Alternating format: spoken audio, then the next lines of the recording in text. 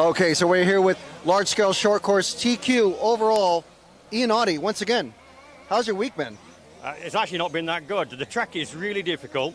The weather's changed near enough every race, and some parts of the track are dry, some are wet. It's quite challenging, but to be fair, the track is really good fun. It is fun to race on. Yeah. It looks really, really challenging, especially yesterday when it was just wet, a little bit wetter, a lot wetter, and now it seems to be drying out, and like you say, it's just changing all the time. What's the most challenging part of the track, have you found? Well, the English call it the crazy golf section. There's a section where you go around an adverse camber and it just looks like there should be a golf hole in the middle. It's perfect, isn't it? Yeah. It's so easy when you get it right, but you miss the entry or the landing point just by a little bit and it just costs you so much time.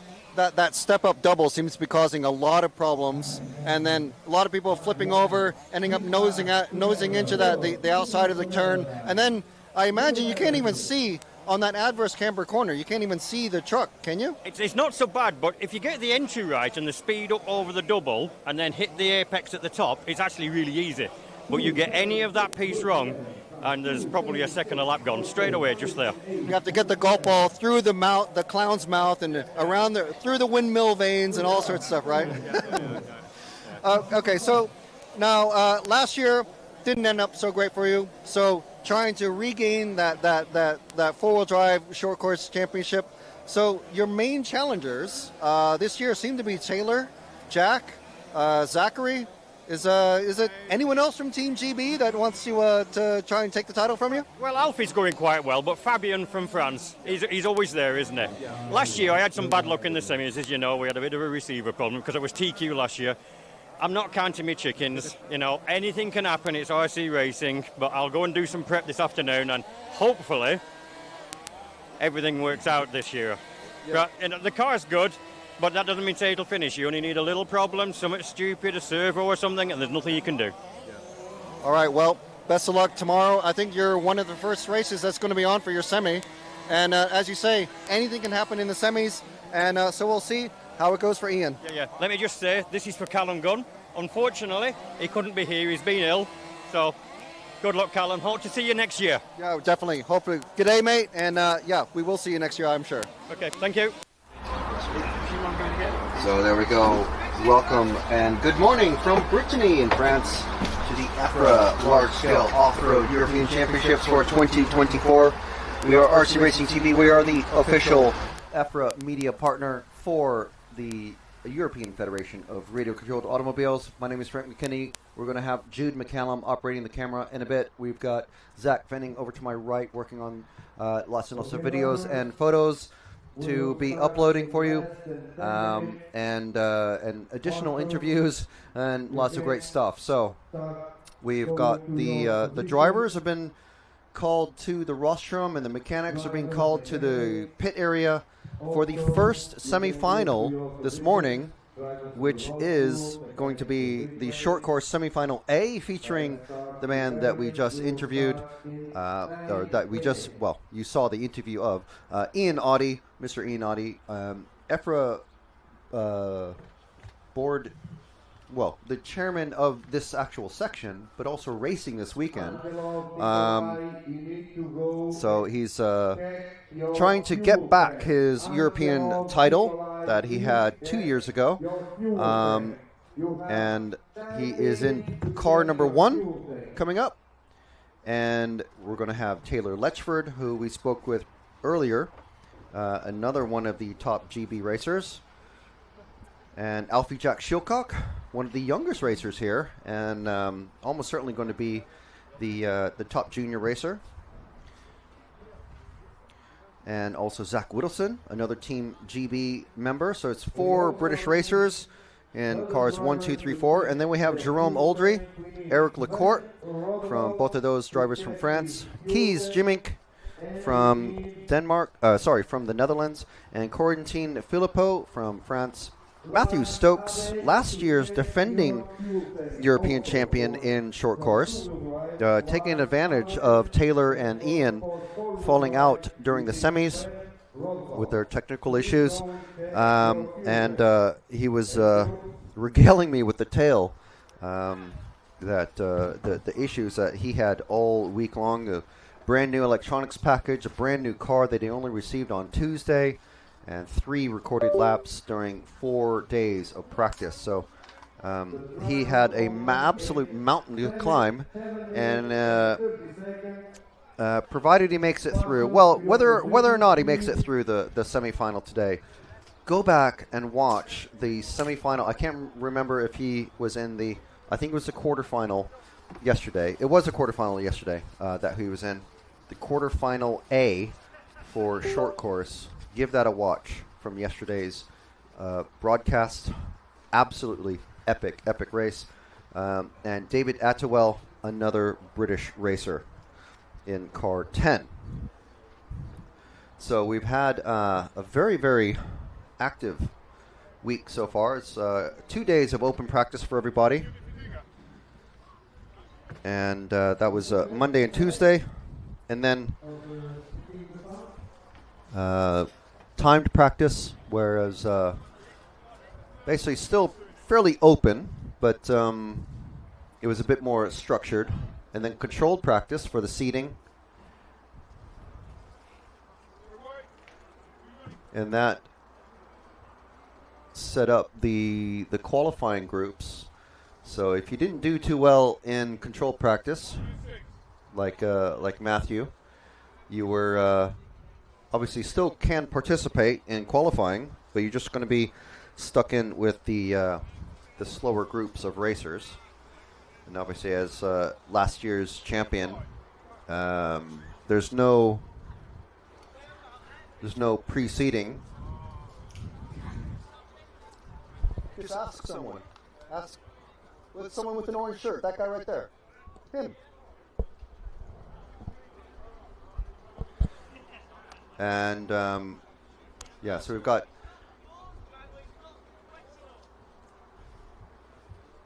some of the got Oliver from Team GB going out and doing a very, very quick pre-race track walk, just to let people know, let the drivers know what the traction level's like.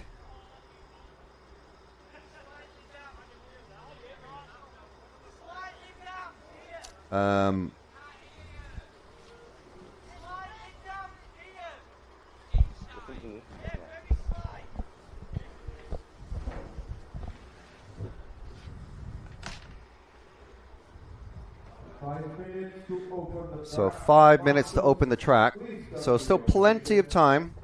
We need Marshall. Okay, number 3 there, number 4 there, 5. Okay, 6. Plenty of time for the racers now. 7 and 8. Oh, sorry, 7 and 9 to their position.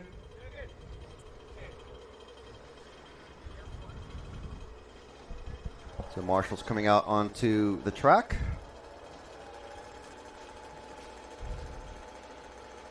British racers pretty confident on running on AstroTurf. It's what most of the British tracks are like. This track is, I would say, probably 85%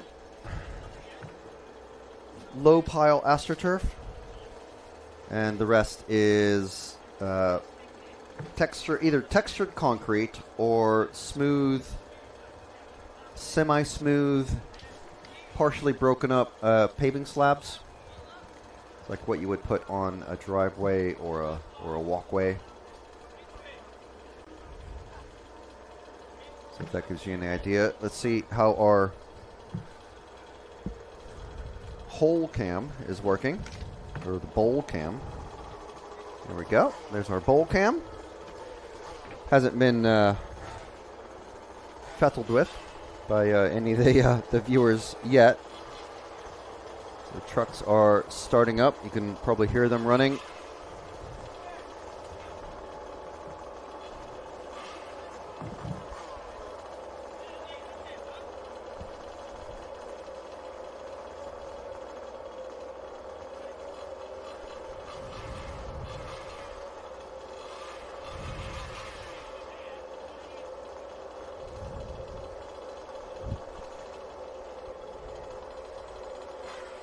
minutes to open the track.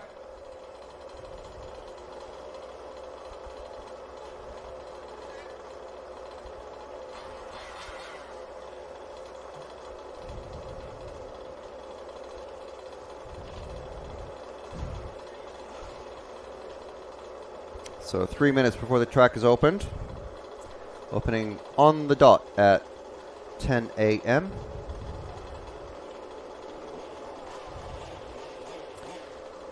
And again, the drivers in this one: Audi, Letchford, Shilcock, Whittleston, Oldry, LaCourt, Jimink, Filippo, Stokes, and Attewell.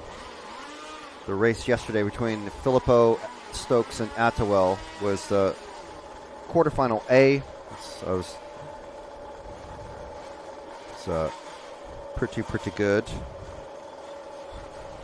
Probably the best race that we had yesterday. I don't think we had a bad race yesterday. There were some really all of the semifinal, all of the lower finals as we call them, just to group them in a category. All of them were really good races. Some were better than others, obviously. But the best one was the quarterfinal A. There's only maybe one or two that were a little bit slow, but they all had their sets of action. So those were 15-minute races. These semifinal races are going to be 20 minutes each, and then the final races are going to be 30 minutes. So double the action is what we're expecting. 1 minute to open the track.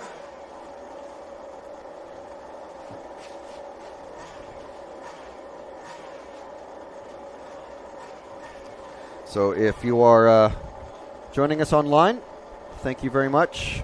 And thank you for watching this action live.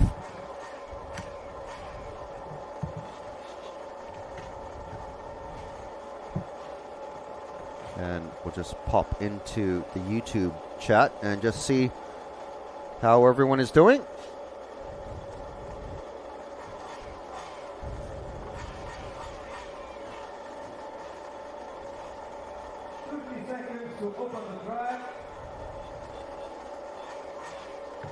We've got over 70 viewers already. That's fantastic. So, bonjour à tous, allez la team France, says FCJM78.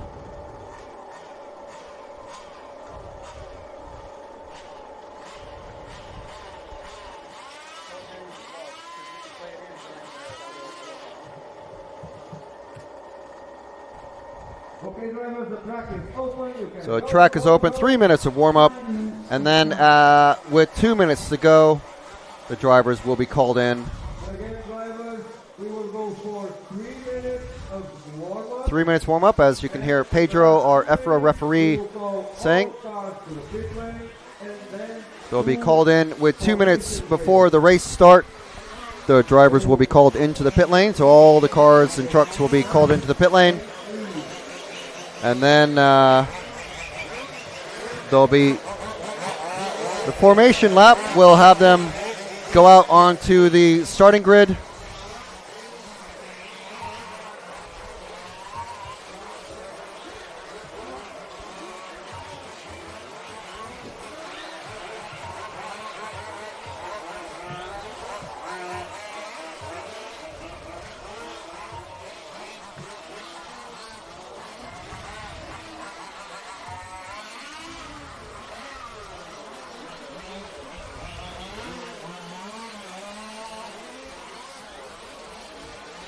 So let's hear from, I believe we can hear from Taylor right now. All right, we are here with Taylor Letchford, one of the top British racers from Team GB. So how's the week been going for you? It's been really good. Again, the weather's been a bit detrimental here. It's affected our racing and such. So I did. We went out for the first qualifier and did okay. Did a third. It was in the wet, but the weather looked good. So the second qualifier was dry, and I put a dry setup in the car, and we were flying. So TQ'd the second heat, and I thought it started raining again, and I didn't want to wash the car again, so I didn't go out for the third session. I was wondering about why. Why did you go out? You just didn't want to throw it through the car wash. Exactly. It gets filthy out there when it's wet. We don't have, because the wheels are inside the body, it just gets absolutely destroyed. So Yeah. I thought I had my banker, and there's no point in sending it around the track because I'm not going to beat my second time, so it wasn't worth it. So as far as changes from what you run in the British National Series, what have you done to make the truck more suitable for this particular track? Okay, so in the UK we don't have as many features, so we're not jumping the car as much. It's a lot flatter. It is bumpy, but we can afford to have softer suspension and less droop in the UK. So to help with the big jumps, we're putting harder springs on the car and letting the droop come down a little bit more, so it can absorb them big jumps. Apart from that, though, everything is kind of the same. My setup's 90% the same. It's working well, so why change it when it's going around the corner is good, you know. Yeah, exactly. And we did have some people in the live chat yesterday saying that, oh, these guys seem to be running really, really soft springs or just soft setup in general. I saw someone actually doing an endo, the back wheels coming up on hard braking, which indicates that. Well, I suppose I was in the last round yesterday or the last set of races when it was just really high grip. So, what are you anticipating for your semifinal coming up? I'm hoping that they've had a delay, so that's the track to let the track dry because there was a lot of dew this morning. So that's good for us. I prefer the dry setup to the wet setup anyway. So. I'm hoping that today we'll get some sunshine on the track. It will be dry all day and we'll be very fast because I do like it when it's dry. All right, perfect. Well, thank you very much, Taylor, and good luck in the semi. Thank you very much. Okay, so that was our second place driver, number 2 truck, Taylor Letchford. And that is he's driving the all-white truck with just few black details on it. Cars coming out to the grid now.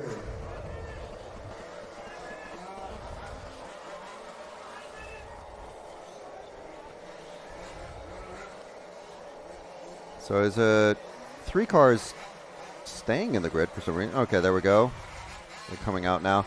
So this is it's not quite a formation lap. It's about maybe a third of a formation lap, but Ian Oddie getting into position on his pole position. Taylor Letchford in that white truck. Alfie Jock Shilcock, the number 3. Zach Whittleston in that bright pink with the white wheels. The yellow and the white and yellow truck, number 5 of Jerome Oldry. And we have Eric Lacourt in the car truck 6. We are missing truck 7. Keys Jimmick not coming out. He has checked in, so I don't know what is happening. He's going to have to start late. He's going to start a lap down. That is super unfortunate.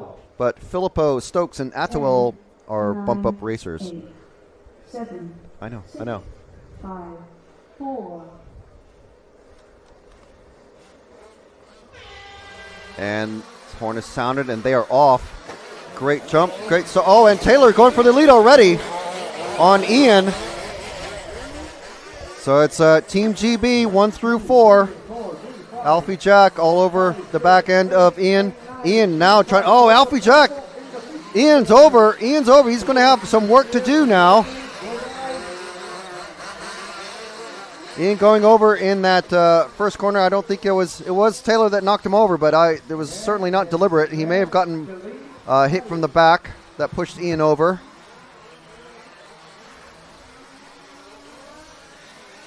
So let's stick with these first 3 until we get sorted out. Actually, let's follow Ian, the red, white, and blue truck just coming underneath us, just behind Matthew Stokes, one of our bump-up racers and last year's champion. So Matthew is going to probably be very smart to just stick to.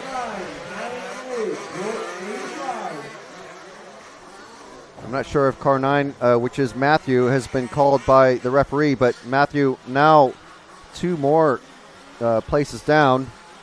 Ian working through the field, coming up on Oldry. Oh, great speed from Ian there, which is not unexpected. Ian is the proprietor and designer of Audified Motors. So he's certainly going to have a very, very strong tuned engine, and working his way through the field already. There he goes into the bowl, and now he's chasing down Alfie Jack. So Alfie running second, Taylor way out in front, but we're on Ian Audi, champion 2 years ago, out in the semis last year in the Czech Republic. We're following Ian.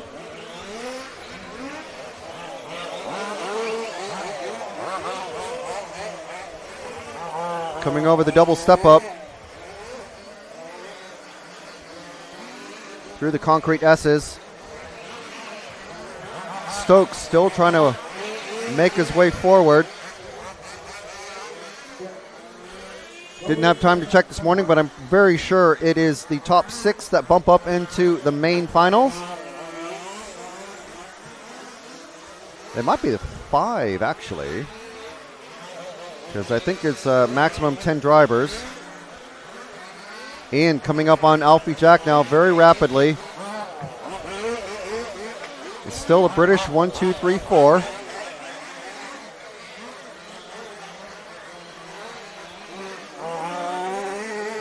Taylor way out in front, and there is the pass for second place on Ian. So if we look at what's happened to our timing.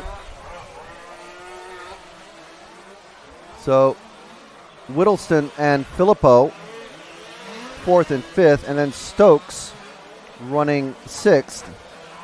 So if we drop back to the half, let's see, where is he at here? This here just coming underneath us now, the bright pink, that's a 3-way battle for 4th, and Stokes, and he's lost his, who's that? Follow the pink. He's lost his number 4 truck of Whittleston, has lost steering, and he's gone into the pits to get repaired. It's going to be a very expensive repair, so let's go back to that battle for, I believe it's 5th, between the white and yellow and the half orange, half yellow trucks. All right, so let's move forward to the number 9 of Stokes, last year's winner, with that British Union flag on the roof. So this is a battle rejoined between Filippo and Stokes after that epic quarterfinal A yesterday. Stokes trying to catch Filippo. Oh, and goes wide and gets stuck in the tires. Oh, no, and that lets Oldry past. Marshall, unfortunately, extremely slow to get to Stokes, and now he's stuck way in the back.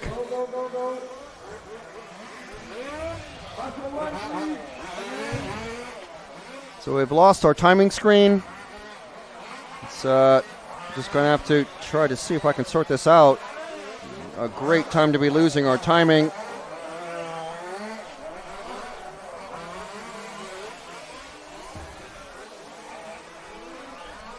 So let's see what our running order is. Letchford, Ian, Audi, Shiocock, Young Alfie Jack, Quarantine Filippo, and Jerome Oldry.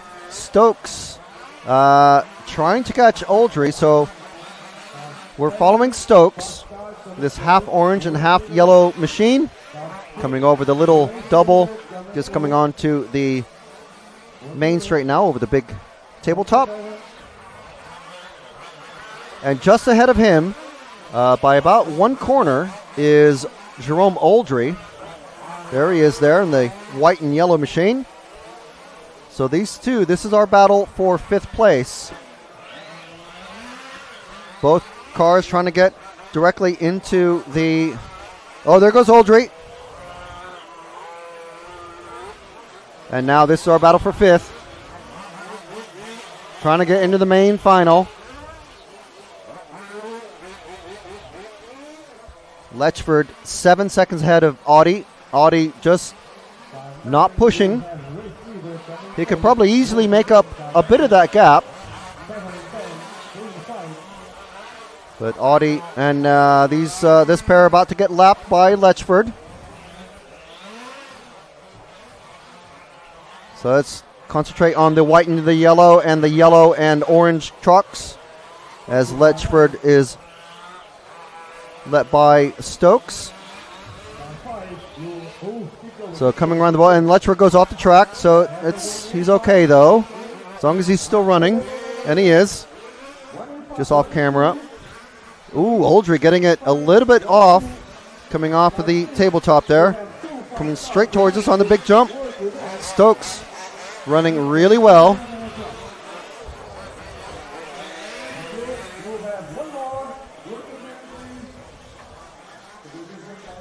So Stokes just trying to keep it on the green stuff. Ian Audi about to come through. And has actually have had a change for the lead where Audi has gotten past Letchford. That's why that's Audi getting past Stokes now.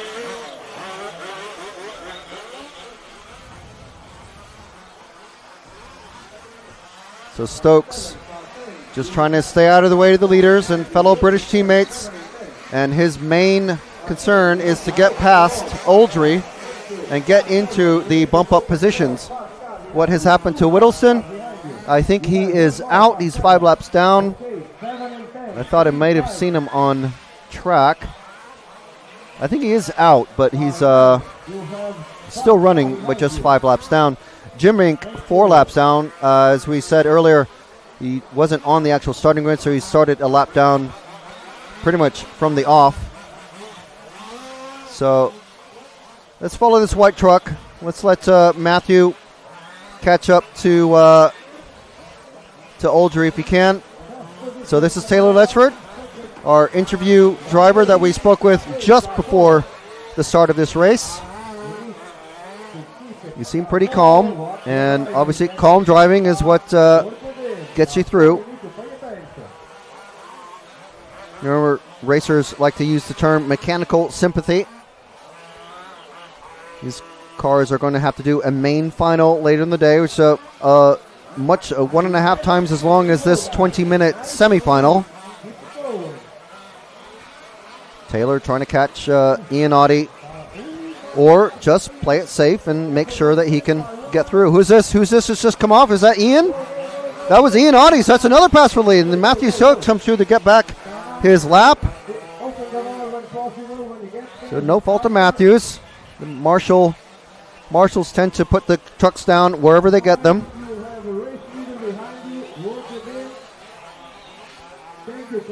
So Stokes still trying to get past, catch up to Oldry, but Audi just wanting to stay in the top 5.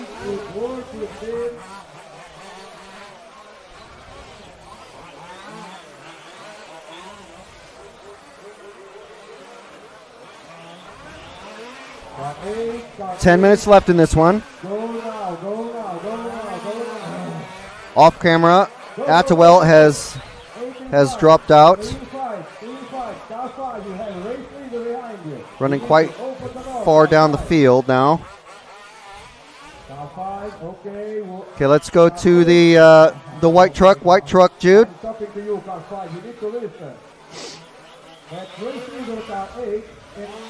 So the white truck, we have Letchford Filippo, who is not in this battle. And Ian Audi is now caught up to Letchford. We do apologize for the stuttering and delays. It's just a very bad internet. And Letchford goes over, and Filippo. But more importantly, Letchford has gone over while Ian Audi has made the pass at the off-camber corner. Let's see if Letchford is able to make up some time here. We'll follow this white truck for a bit, and we'll try to see what is happening.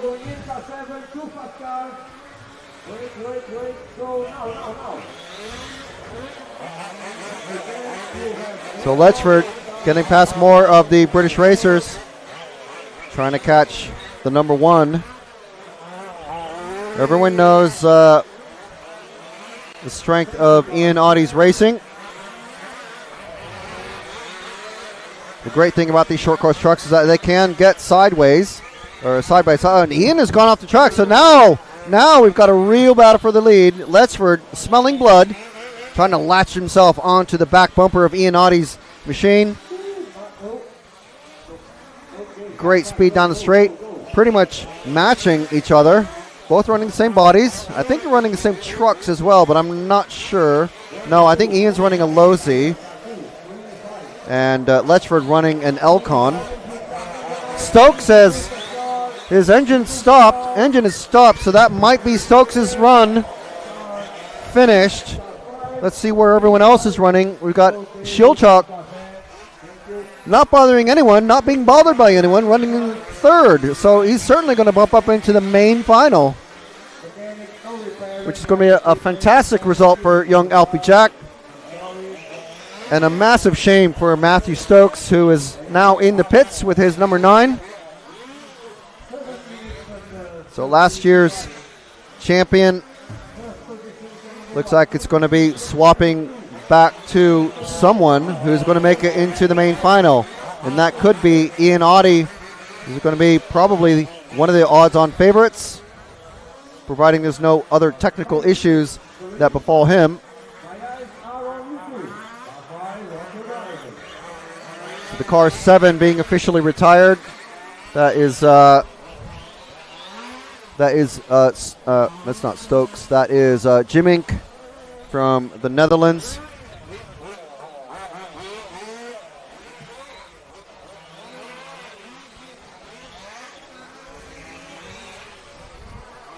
So we're still with Taylor Letchford from the UK, trying to chase down Ian Audie.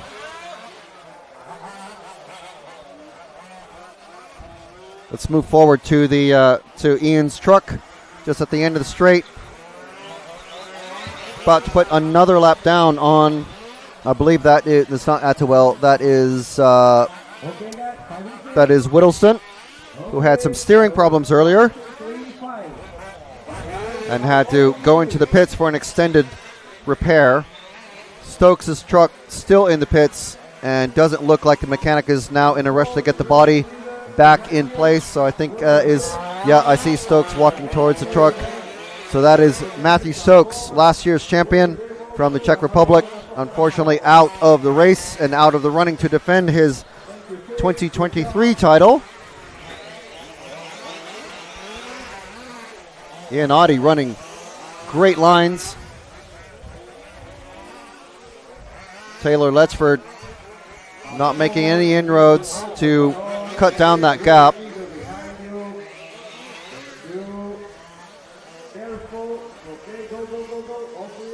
Taylor actually running that the double in front of the driving stand just as a single, so definitely taking it easy. He knows he's going to bump up, and in a 30-minute race, it's not that important whether you start first, second, third, or fourth. It's more important that you actually finish, and it's even more important in a semifinal. So let's see how close everybody is now. We've got Ian Audie 3 seconds ahead of Letchford. Shilcock further 28 seconds back. Filippo 51 seconds back. Actually 2 laps. And then we have Jerome Oldry and Eric Lacourt. So that's trucks 5 and 6. Let's see just how close they are together. They are actually nose to tail, just coming down the end of the straight. This is our battle for 5th. So this is our final bump up position. And Lacourt goes over. So just as quickly as we got to them, that was the battle is pretty much over. And there's 4 minutes left to go. 4 minutes left to go in this 20-minute semifinal. Coming up after this is semifinal B. So another 5 drivers to choose. You will have one more car represent. Captain, open the door, please. Captain, you need to open the door. That second position behind you. Then in forward, please open the door.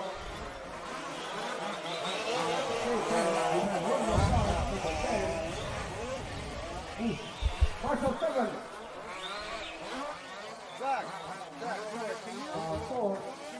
Open the door, please. You'll have one more car. Work again. So we're trying to get our timing sorted. Sorry for the radio silence there, but 3.5 minutes left to go. We've got Audi, Letchford, Shilcock, Filippo, Oldry, and LaCourt. Oldry and LaCourt, that's our battle for 5th and 6th, but it's not much of a battle at the moment. We're following Jerome Oldry.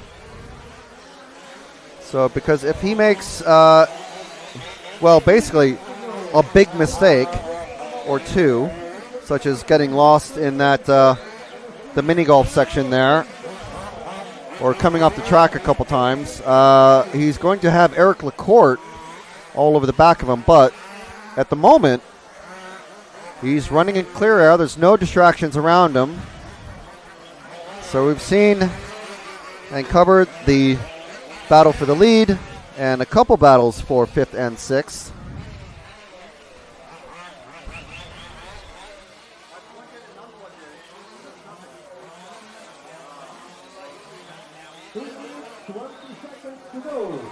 Okay, so 2.5 minutes left.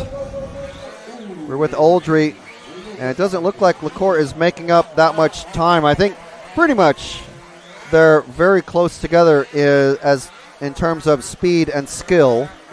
And it basically, as in most RC racing, comes down to who makes the fewer mistakes. And we have another truck that is broken. I'm just trying to see who that is. That might be Filippo. That could be Filippo who's just broke. I think it is Filippo.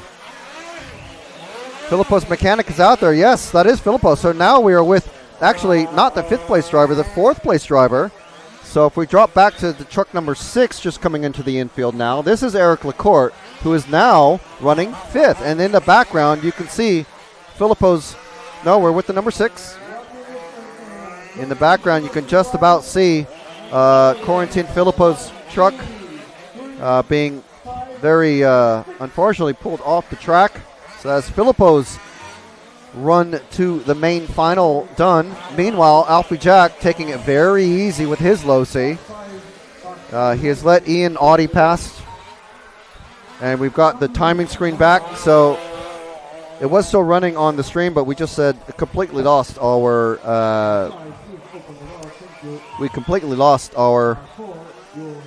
big screen with the timing info on it. So let's see if anything has changed. So we've got Oldry and LaCourt in 4th and 5th. Filippo in 6th officially, but he's actually off the track. Attewell in the car 10 is basically going to be our 6th place racer.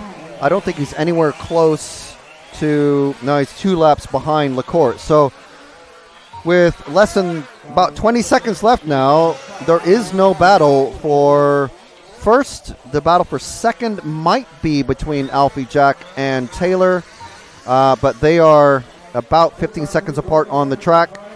So there's no battle there, really. They are on the same lap. Oldry and LaCourt on the same lap, but quite far apart. So that's how it's finished. Ian Audi, there we go, on the finish line, winning the semi-final A, and Alfie Jack about to come across in that truck number 3. Coming across to finish 3rd. And the next one to come across is the white truck, number 2 of Taylor Letchford. So it's a British 1, 2, 3, followed by 2 Frenchmen with Jerome Oldry and Eric LaCourt going to finish 4th and 5th. And I believe that is going to be our bump-up positions.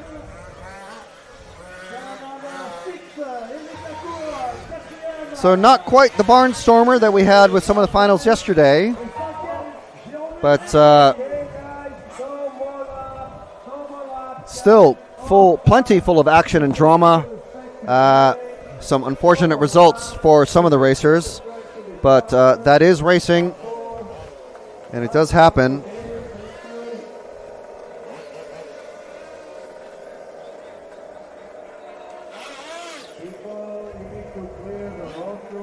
So all the trucks coming to a stop.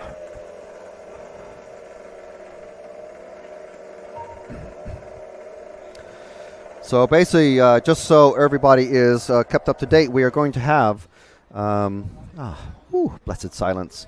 In addition to blessed silence, we're going to have all of the semifinals are going to be run today before the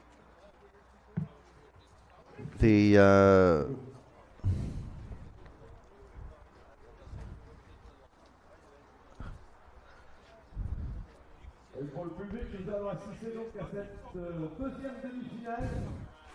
Alors, catégorie short course, donc vous venez de voir la première. all the semifinals are going to be run before our hour-and-a-half long lunch break.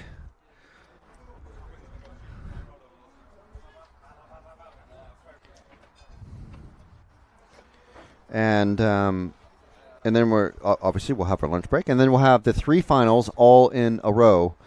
Now we're supposed to have, because we had an hour break or hour delay to let the track dry out. Basically, they swept the track, they squeegeed most of the water off, and then blew the water droplets off of the racing line, and actually off of the entire track.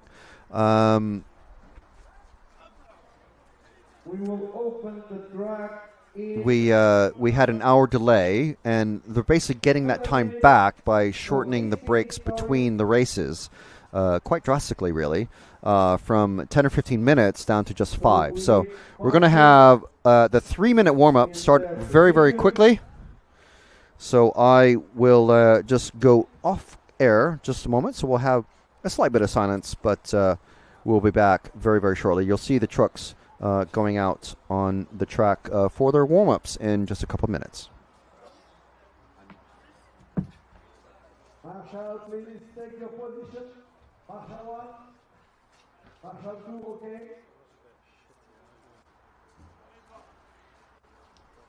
Marshall 3, okay. Marshall 4, okay. Marshall 5, okay. Marshall 6, please. Marshall 7 is okay. Marshall 8, please. 9. Marshall 10, okay. 6 minutes to open the track.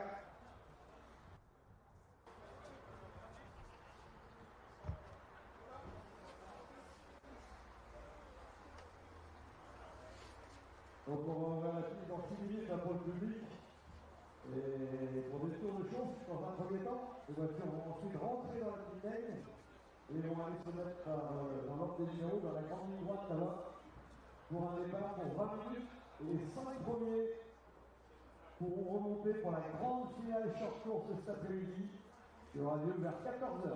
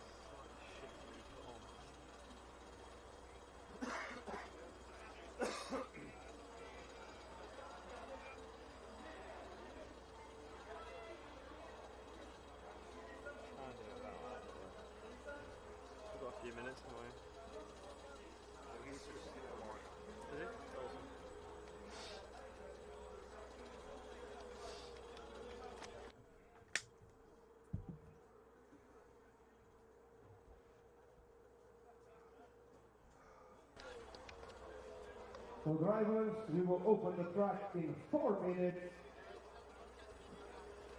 Marshals to your positions, please. Okay, so we still have 4 minutes before the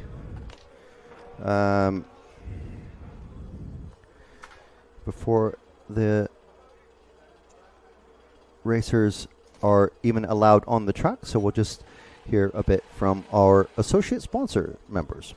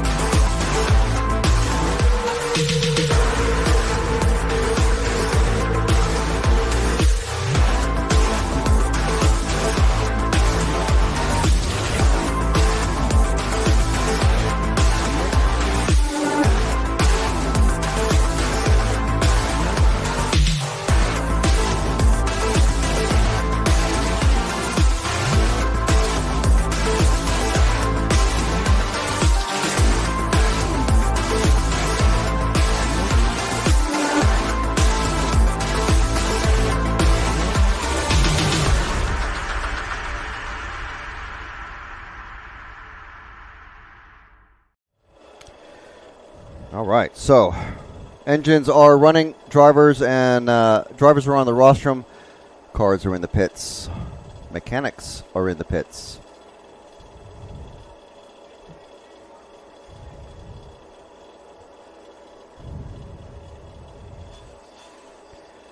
They're about to be released into the track.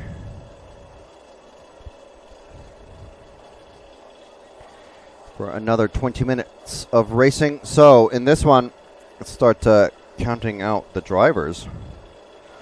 Car number 1, Jack Keatley, Fabian Morat, who, if you watched our interview earlier with Ian Audie, our TQ driver after 4 rounds of qualifying, he specifically named Fabian, French racer.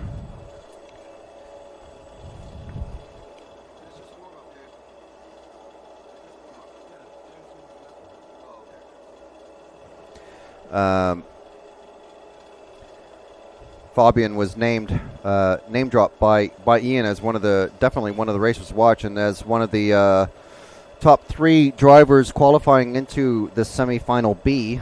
He's certainly one that we're going to keep an eye on during the upcoming race. 20 minutes of semi-final action coming up.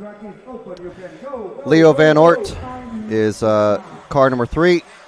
Thomas Legel in the number 4, Judicael Gandino, truck number 5, Laurent Nasser in the 6th spot, Neil Sivens from the UK in the 7, Nikolay Angelov, Enriquez da Costa, and Heidi Shilcock from the UK, our bump-up racers from the quarterfinal B yesterday.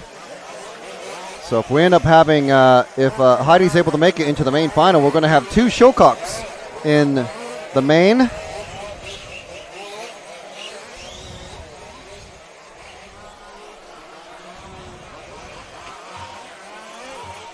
So drivers starting to count through. You see the colors, the yellow colors starting to appear on the names, and there's the names of our runners and riders in this one.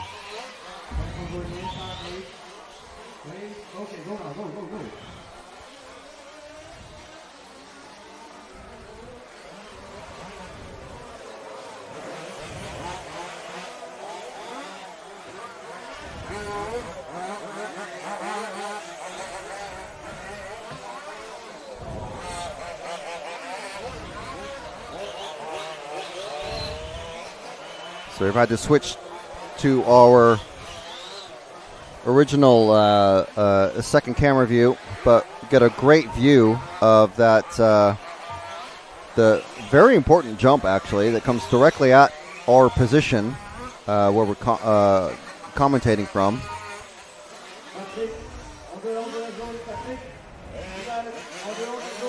And we see some good racing and some very big accidents. Very big crashes coming off of the jump. Very big, in fact, that there's a literal tire wall like what you would see on a full-size racing circuit. There's an actual tire wall directly underneath us to that the trucks, to absorb the crashing from the trucks.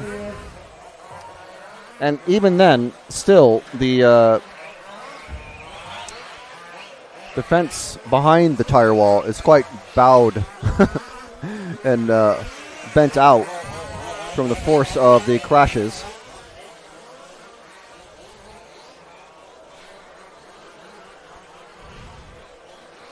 So they're going to get called into the pits in about 20 seconds.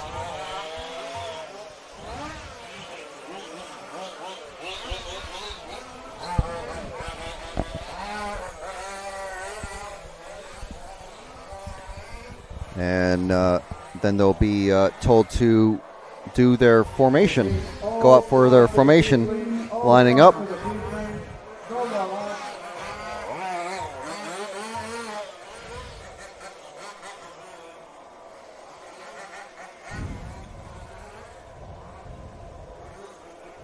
Okay, so our flagman is headed out to the grid on the back straight.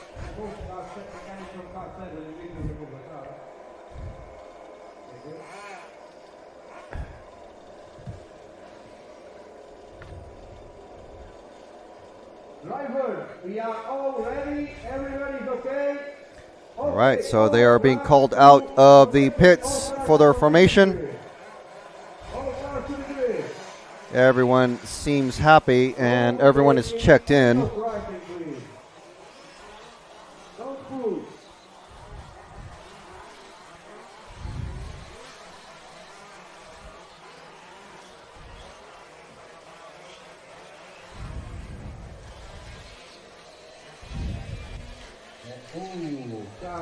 We've already got car 6 somehow. Oh, I think we've got a bad engine on that number 6. Mechanic for number 6 running out there now. He's going to be starting at least a lap down now. All cars in their positions. We need 9 and 10. Okay. 9 and 10. Okay, he's okay. So that is Laurent Nassur, but the rest of the grid ready and in position. 9, 8, 7, 6. Keatley, Murat, and Van Oort, the 3 drivers to watch.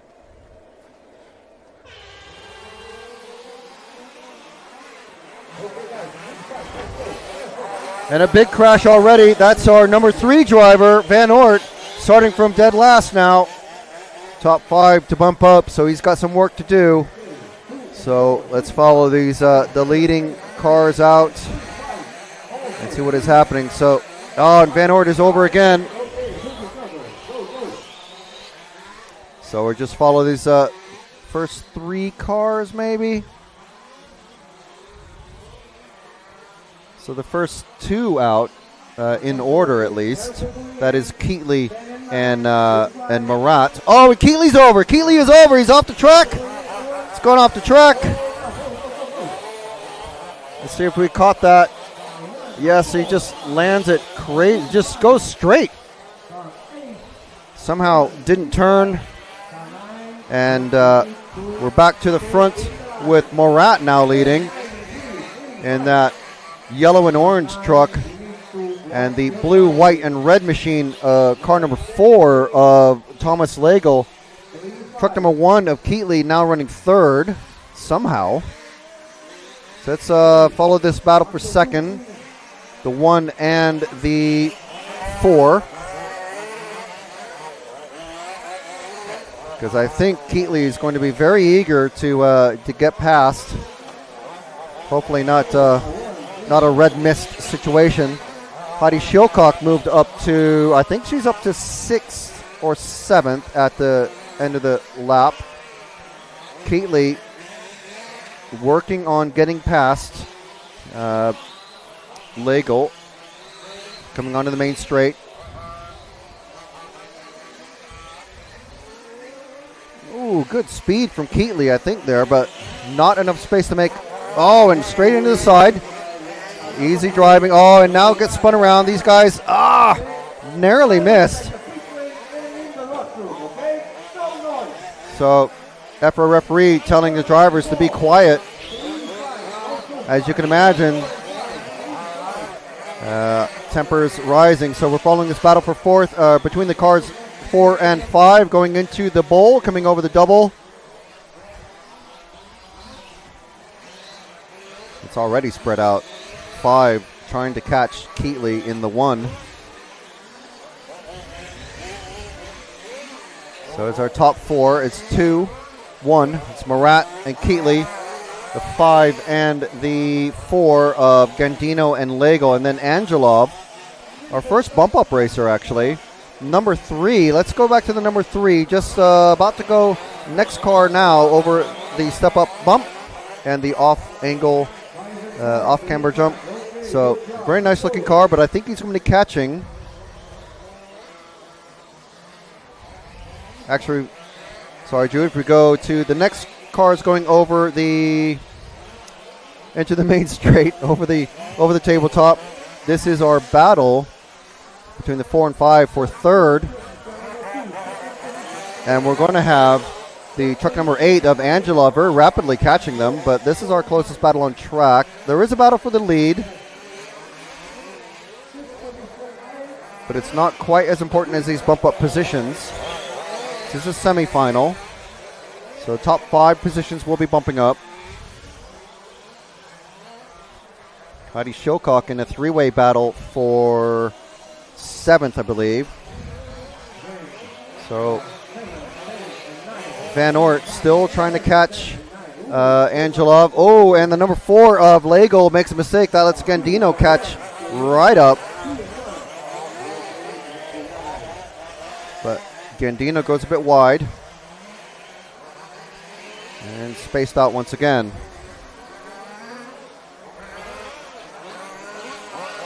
So let's go to the battle for the lead, just coming out of the bowl, and the next 2 trucks coming over the tabletop now. Keatley has overtaken the number 2 truck of Murat. So keeping in mind our thoughts about mechanical sympathy and just driving smooth and not destroying the truck. You don't want to have to rebuild the entire thing between now and your main final. It looks like Keatley going over on 2 wheels. That lets Murat catch up just a bit, but he's able to keep it rubber side down.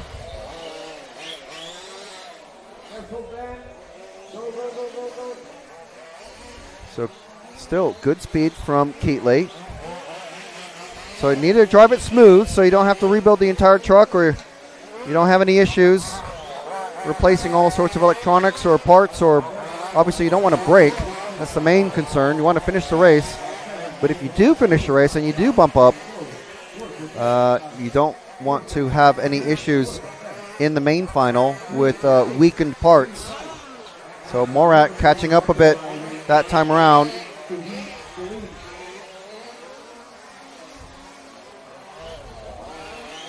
Keatley making good use of his speed. Now, these drivers are allowed to use 32cc engines, but they might be using smaller engines. They don't have to use all 32cc's of engine size. They might have a 26cc or a 30cc installed, and we don't know. We're not able to do pit walks on paddock area this size. Everyone's very, very spread out. And we're kind of chained to our camera positions. So we're following the number 1 of Jack Keatley from the UK, as you can tell by that very large rear spoiler. And he's just about to come up on he's already passed the truck number 7 of Neil Sivens. And he's come up on Heidi Shilcock, and there she goes. Sivens and Shilcock having a ding-dong battle for 8th position. So well out of the bump-ups, but into the semis, which is absolutely fantastic for both of the Shilcock Racing team members. So next car ahead of Taylor Letchford is the truck number 9 of Enriquez da Costa. So we've got Keatley in the lead with 12.5 minutes remaining in this one. Then Fabian Morat, Thomas Lagel, Nikolay Angelov, and Leo Van Oort. That's our top 5. I think we have a battle between the 4th and 5th drivers of Angelov and Van Oort. So let's see if I can find them. Is that the 8? The 8 and the 3 just coming across the infield now. This is a bump-up battle. The 8 and the 3. Oh, Leo successfully able to get out of the crazy hole golf hole. And obviously running a number 3 on that machine, meaning he started way ahead of Angelov on the grid. So wanting to make up that space. Let's see if there's any other. This is the closest battle on track that we've got, apart from that battle for 8th between Shilcock and Da Costa. And Da Costa just gone over and lost a ton of time. So it was off camera. I just let you know. So the 8 and the 3 of Angelov and Van Oort. Next truck behind is the car number 5 of Gandino, but he's way behind. He's about 20 seconds behind this pair. Just crossing line now. So maybe about 15 seconds, but still way behind. This is our closest battle on track.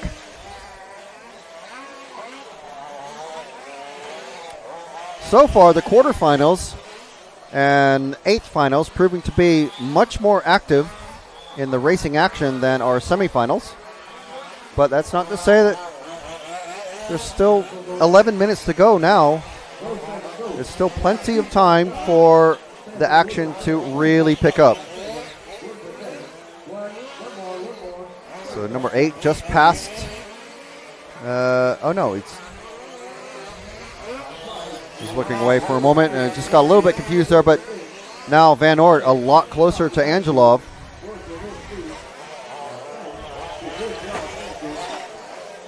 Now, just as a reminder, both of these guys, both of these racers are set to bump up at the moment.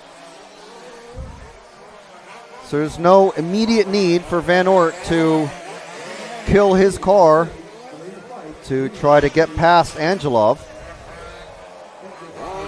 This is Bulgaria versus the Netherlands. It's a bit like a Euros final, and, you know, kind of is. European Championships.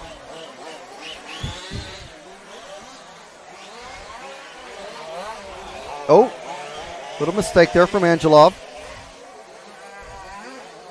This is a fairly critical passing point. If you get it wrong, you're into the fence and you're losing time hand over fist. Oh, and Angelov helping Van Oort there stay rubber side down. But staying in position as well. Much closer now coming out of the bowl, coming over the little double. And onto the main straight once again, over the big jump. Great speed there from Van Oort.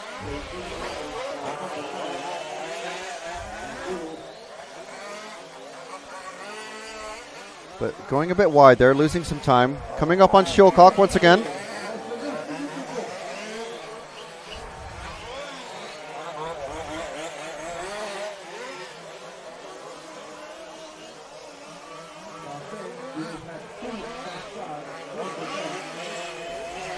Much closer now, coming over the double once again. Over that little jump into the little hairpin there. So even though you have, you might have a lot of speed, and Shilcock goes over, but that's going to allow these guys to get past. That's fine. It's all good. So you might have some good engine speed and power coming down the straight, but there's just not enough room to mirror signal maneuver. You kind of have to, you know, force it a bit. But then you have the eyes of the referee, Pedro, and a mistake there over the double. And is that Angelov? It's flamed out. Angelov is out. His mechanic or the marshal recovering the truck. It might be broken, but mechanic, a quick review, it looks like I used to see very quickly if it's even necessary to start it. Let's go back to, I guess, ooh, massive jump crasher from the 7. Let's go back to number 3, just coming around the off-angle, off-camera corner. And Angelov is back out and running, but now almost a full lap down to Van Oort. So that might be Angelov's run done. But however, let's see where so Angelov's there.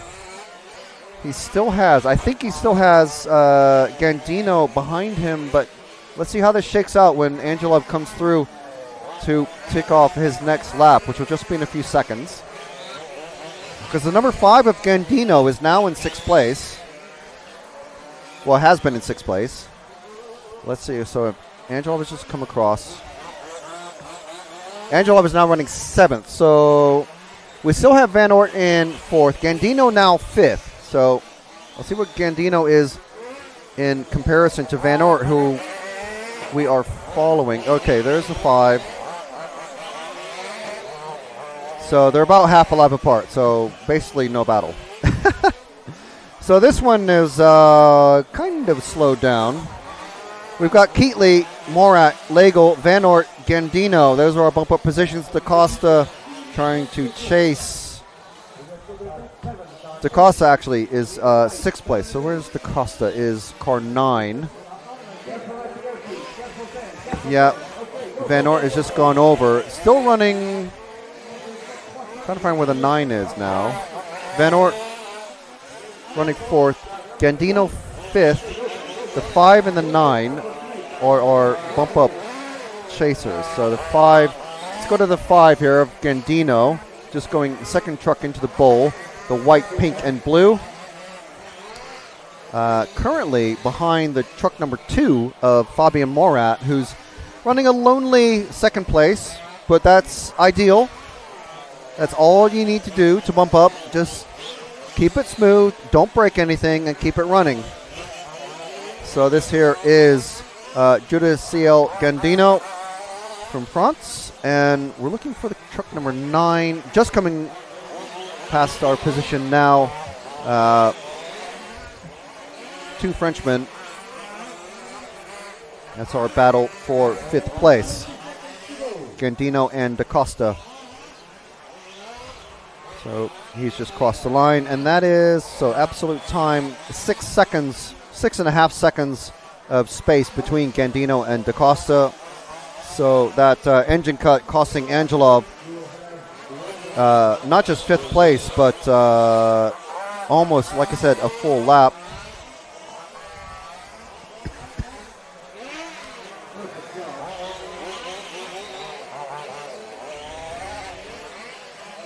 So we're following the 5th place truck of number 5, Gandino, because if something happens, a single mistake could bring DaCosta into attacking range. Keatley still way, way ahead. Just crossed over to complete his 25th lap. Morat about to cross over. I think it's already crossed over. No, just about to cross over for his 25th lap. Thomas Legel, I think also in that group to cross over for his 24th or 25th lap.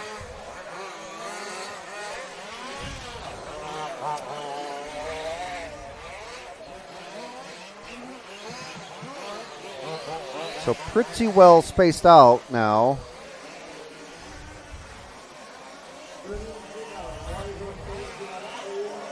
Legel has just, I believe, just lapped Gandino, so it's not a battle, or no, about to lap Gandino. Gandino is who we're focused on, car just behind is truck number 4 of Legel to put him a lap down. And again, smart thing to do is just let him by, don't try to hold anyone up.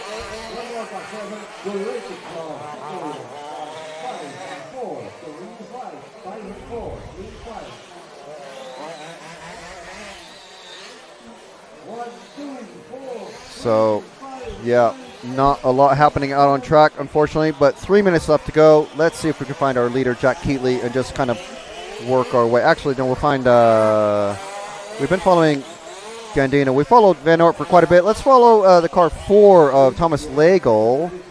Where is he? So he's now the next car to cross the... Yeah, actually, he's one car in front. There we go.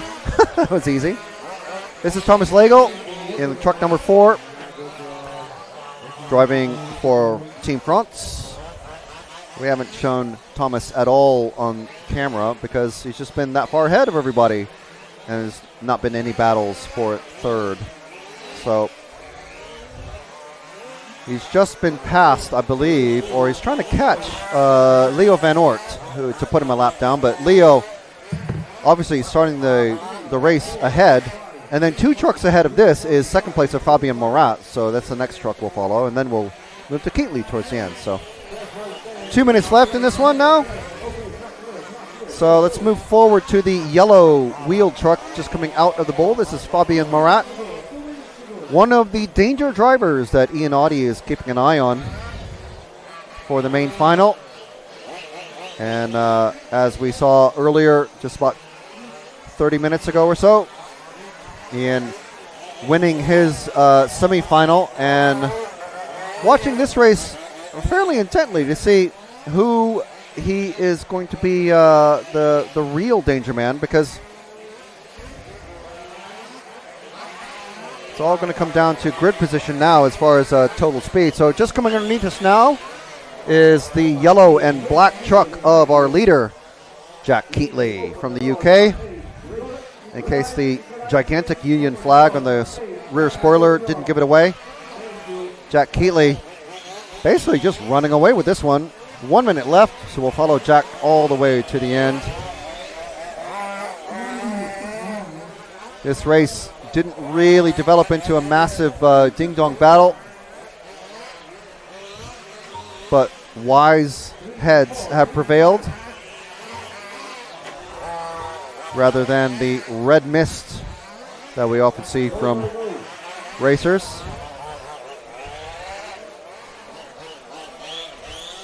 Almost, well, everyone but one truck is finishing this one. So it's a better finishing ratio than the last one, where we had a few drivers have to drop out during the race. But Jack Keatley here on his final lap. 19 seconds left, 18, now 15 seconds left, his last lap. We're not calling it a victory lap. He is winning the race. It is a semifinal, but this is purely to see where he's going to come out in the main final, which is going to come up after lunch, after our lunch break. So it's going to be at about 1:45, I think 1:35 Central European time. So mark your calendars, set an alarm. Jack Keatley coming across the finish with 32 laps, and we'll see how that, how everyone has come across for in the results here. So for short course, see how quickly this gets sorted out.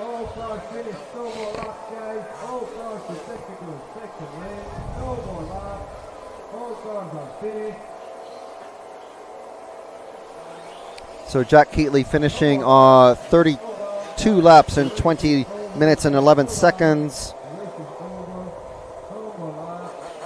And Ian Audi finishing with 32 laps in 20 minutes and 9 seconds. So by 2 seconds, Ian Audi has taken the pole position.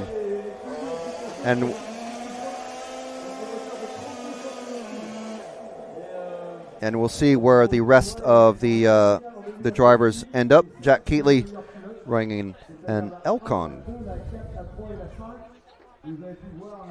So we do want to thank Elcon Models for being our title sponsor for the EFRA Large-Scale Off-Road European Championship for 2024. Thank you very much. They're also a title sponsor last year in the Czech Republic. So thank you very much to Elcon Models. Also, thank you to RC Car Online, Samba Exhausts, and RC Fox. So those of you looking to see the main final coming up at 2 p.m. And that's 2 p.m. local time.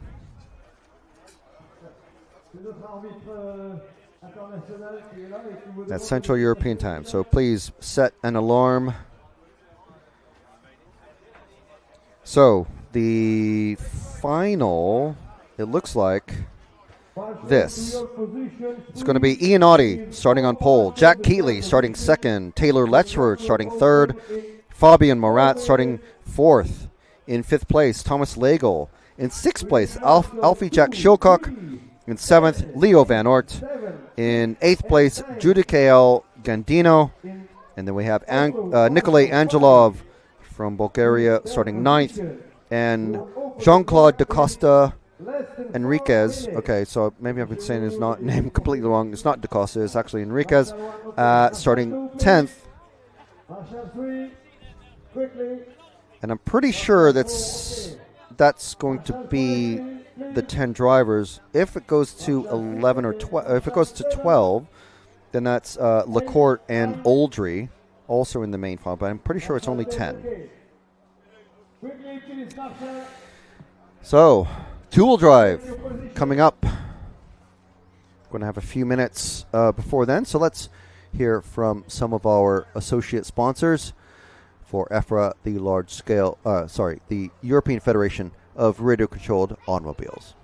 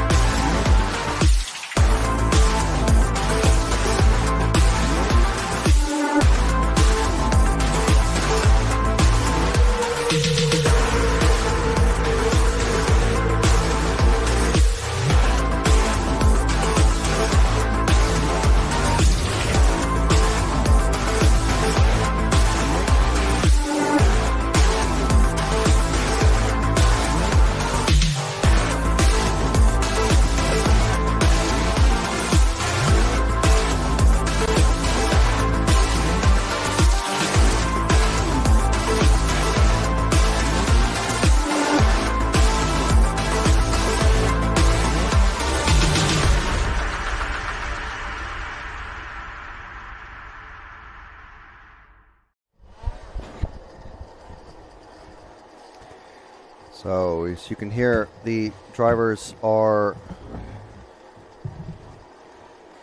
engines have started up, and we've got Sirel Kador in this one. So we'll hear from Sirel as soon as, well, very, very soon anyway. 5 minutes to start. Yeah, we interviewed Sirel yesterday after he secured his TQ. We've also got Oliver Whittleston, who we're hoping to hear from later today. Carl Norris, Lucas Borcher, Danny Millett, Kev Churchill, Ronnie Lund Borcher, Fabian Ritter, Matthew Chapman, and Darren Smith.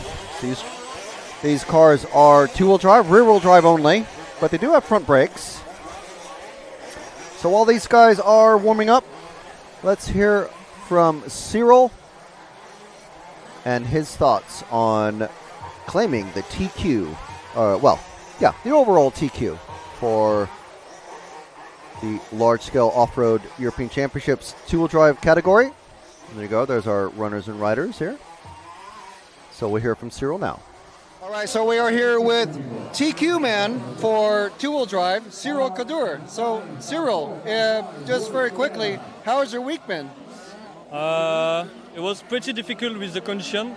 So yesterday we ran on weight condition to it, and this morning is really great. But I think I do the job. Well, you certainly did, but you left it. Well, it seems to us it looked like you left it to the fourth round of qualifying to take your first TQ for the round. But there's some very quick races in there. There's T.O. and many other races, and Thomas. So who do you think is going to be maybe your top competition in the semis and maybe hopefully going into the finals. Yeah, we're still in French Championship. We fight together all time, and in warm-up with Luke, it was a very difficult final. So yeah, I hope it's the same, and I hope we win the final. Well, I mean, we certainly hope it's going to be an amazing final race. Yeah. So what sort of preparations are you going to be planning so that you make sure you get it out of the semifinals? I need to relax. And yeah, I would like to thank my dad because he worked many times on the car, and yeah, if I can make the win, it's for him. Oh, that's fantastic. Yeah. So very much, and we'll see you in action. Next time you'll be on the track will be tomorrow, so prepare well and good luck. Thank you. Have a good day. So that is French racer Sirel Kador, who assured me I was saying his name properly, so I feel very good about that. I do like to get all the drivers' names pronounced properly if I can. So Sirel out in action. TQ racers in the semifinal A's. Okay, all cars to the pit lane. So cars have been called into the pit lane, and we'll soon see them get released to form up on the grid. Okay, we have a 10-minute delay for car number. What's that? Car number 1? All right, so as expected, we have a 10-minute delay. Number 1. Who's this for? Car 10 minutes to start. So a 10-minute delay. This is a not unexpected for us. We've seen this many, many, many times.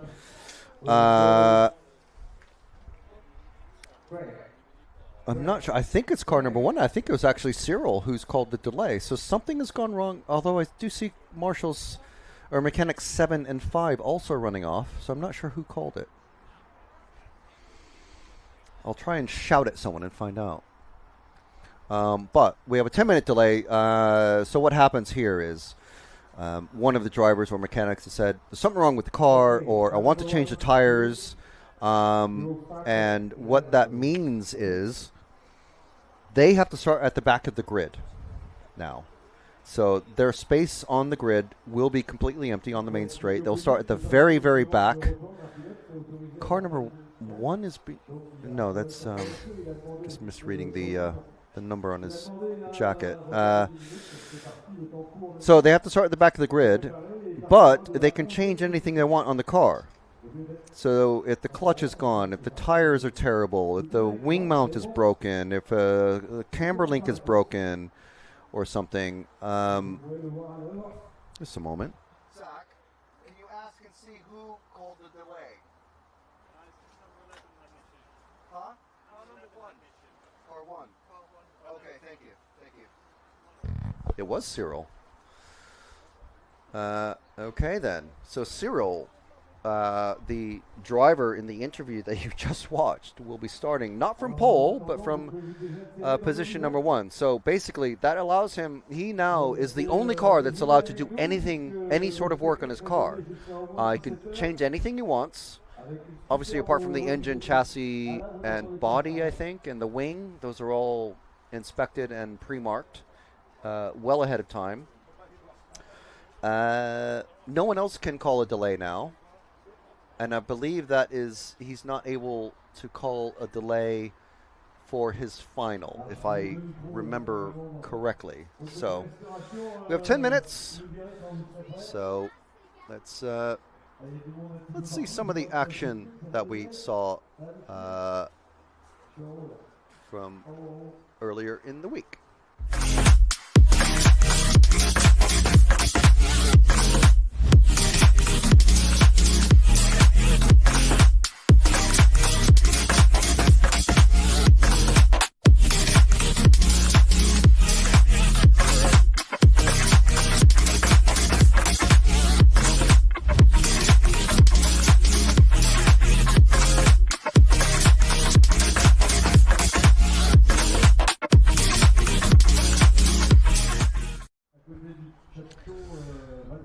So I hope you enjoy that. Some of our footage brought to you by RC Racing TV.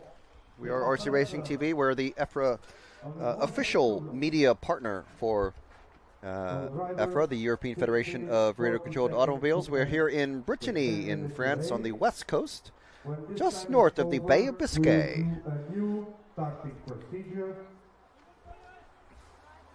So we're at the large-scale off-road European Championships, organized by EFRA and hosted by Automoto Club l'Ouest,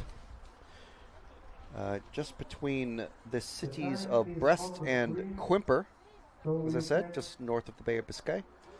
Have yet to actually lay eyes on the Bay of Biscay. I think I remember, is it like pirate shows and stuff like that where they mention the Bay of Biscay, because it was always, the privateers were French and Spanish and English. But yeah, so yeah, here we are.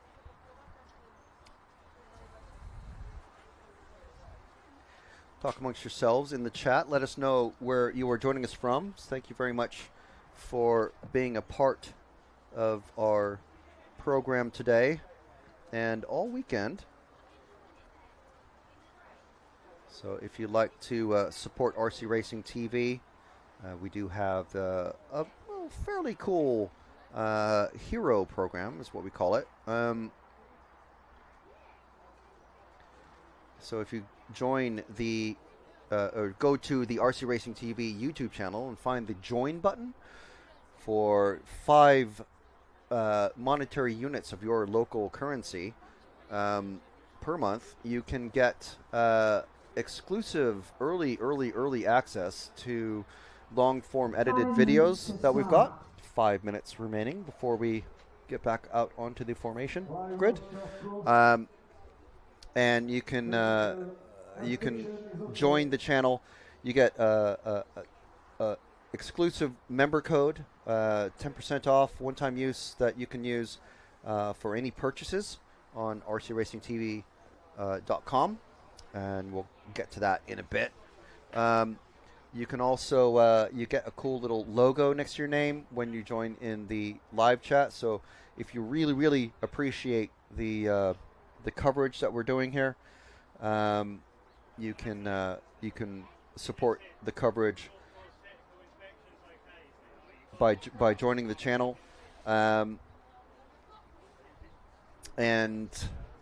5 shekels or rubles or whatever you've got is for a weekend, well, not just a weekend, sometimes a full week of coverage is a small price to pay for fantastic live access to international level model car racing, if such is your bag. You also get, if you stick with the channel as a hero and continue to pay monthly, you don't have to, but you can.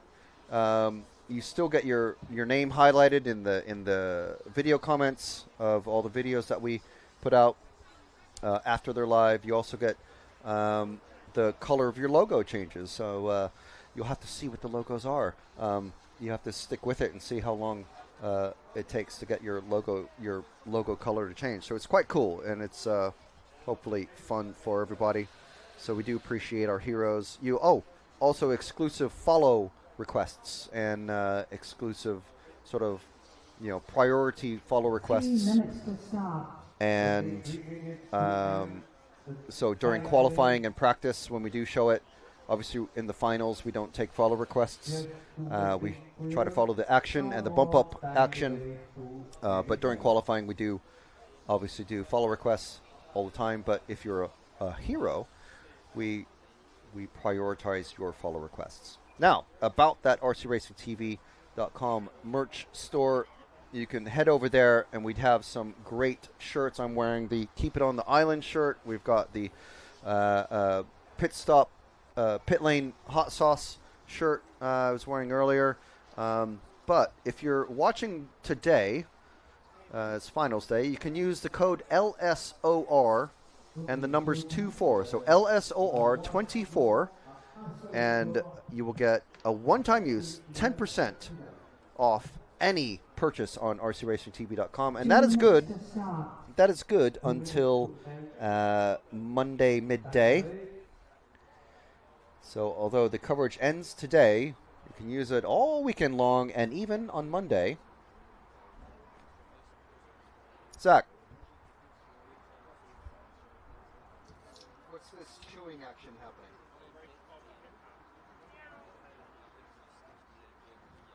Zach walking by with a Kit Kat. But yes, LSOR 24 to get 10% off any of the RC Racing TV merch. So do check that out. We have some really cool stuff on there. We've got fitted hats. We have trucker hats. We have hoodies. We have rain jackets / windbreakers. All of this stuff has been made plentiful use of this weekend because we've had some fairly dismal weather this weekend. So yes, so please do check that out and have a look and see what strikes your fancy. So we've got 1 minute before the cars are allowed back out on the track. Sirel Kador going to be starting from 11th place. So we'll keep an eye on him for sure.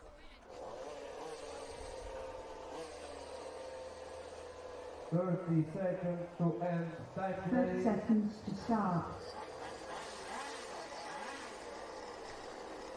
30 seconds now is the countdown.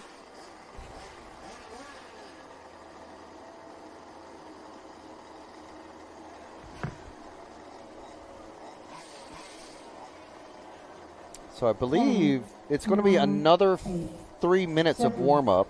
6, 5, 4. Okay, drivers, time delay is over. The track is all open. New starting procedure. No warm-up?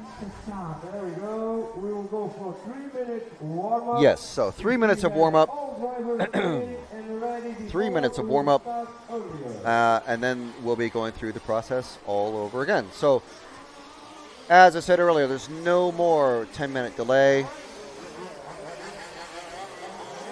Sirel Kador now going to be starting from the very back of the grid. I think still with the number 1 on him.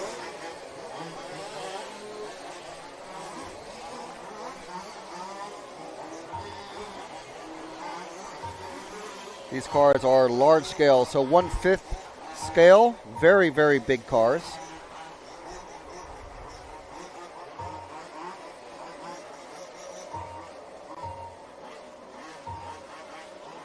So one lap, and well, one driver's continued on.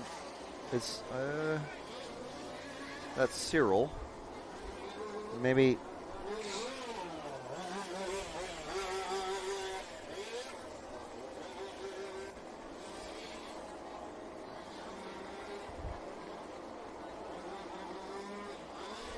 We'll see what happens here. I think one lap of warm-up doesn't seem very long. I thought it was going to be 3 minutes. They've all come into the pits. Drivers, are we all good? Civil, are you okay, Civil? Okay, drivers, starting grid. Okay, they've been called out to the starting grid. All good. Two formation grid.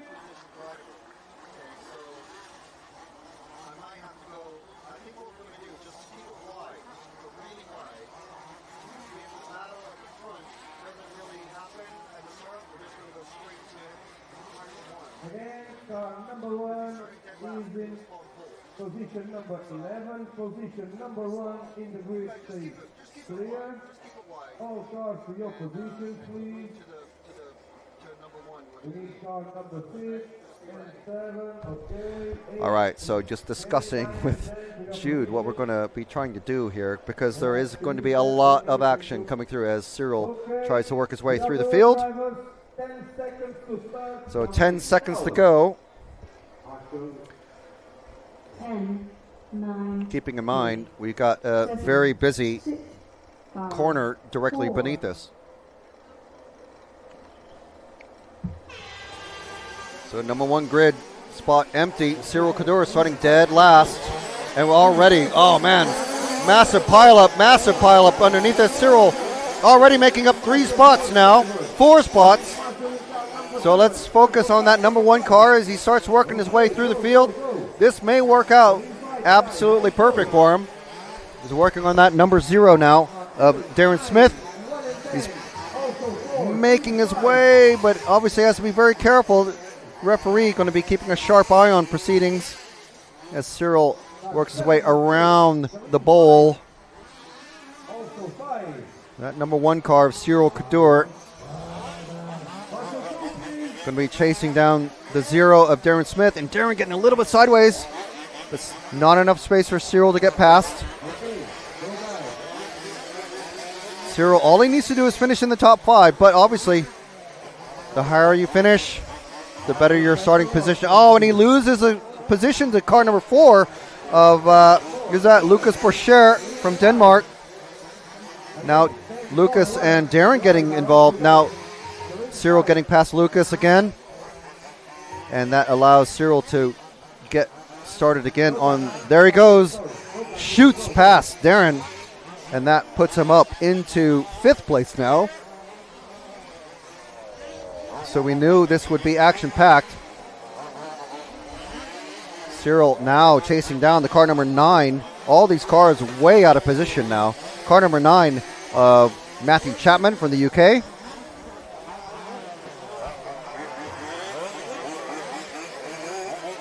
Matthew getting a little bit slow around that off-camera corner, but Sirel making short work of it, going over the double just in front of the drivers. Well, I'm heading into the ball, and sideways, getting up on 2 wheels for Chapman. That puts Sirel right on his back bumper.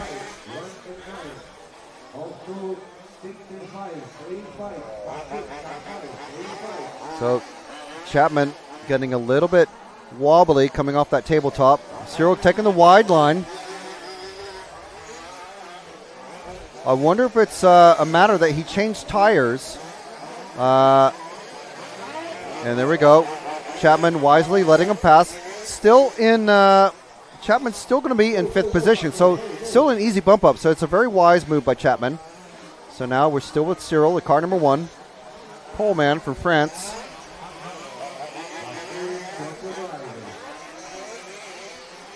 Next car ahead is the number 8 of Fabian Ritter. One of our bump-up racers. Remember, it's cars 8, 9, and 10 bumping up from the previous, from the quarterfinals. This is our first semifinal for 2-wheel drive. Semifinal A, semifinal B coming up right after.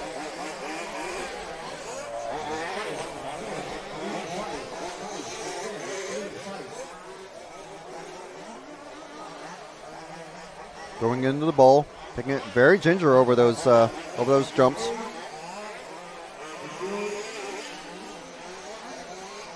And the hairpin onto the main straight, over that big tabletop. Fabian Ritter got between them last time around. Fabian's showing as a lap ahead, so I wonder if Sirel had missed a lap or something. No, Fabian's come across for 6. And Sirel's just come across for 6 as well. Okay, so 6-second gap now between Sirel and Fabian.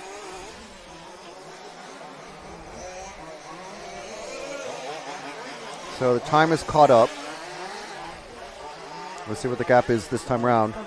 Following our pole position driver, who, for at least an unknown reason to us, called a 10-minute delay to change or fix something on his car. So he started from the very back of the grid. So that 6-second gap now 4 seconds. He's making up 2 seconds a lap on Fabian. So it's down to Fabian to make a mistake. So we'll see. The 3 and the 8 is our battle for second. So let's move forward 2 cars to the 3 and the 8 if we can keep them in shot. This is our battle for second. Sirel running 4th at the moment. He's rapidly catching. It was a less than a 4-second lead that Fabian had on Sirel last time around, and Sirel now 1.5 seconds behind. So a very quick Sirel coming through. And I think our leader has just crashed. No, that was the number 10. Still with the car 3 and 8, if we can. The car in between, the white and... Oh, he's held up Fabian there. I'm not sure if Sirel made a little mistake, but that 1 or 2 second lead has grown a bit from between Fabian and Sirel. So our developing battle for the second place.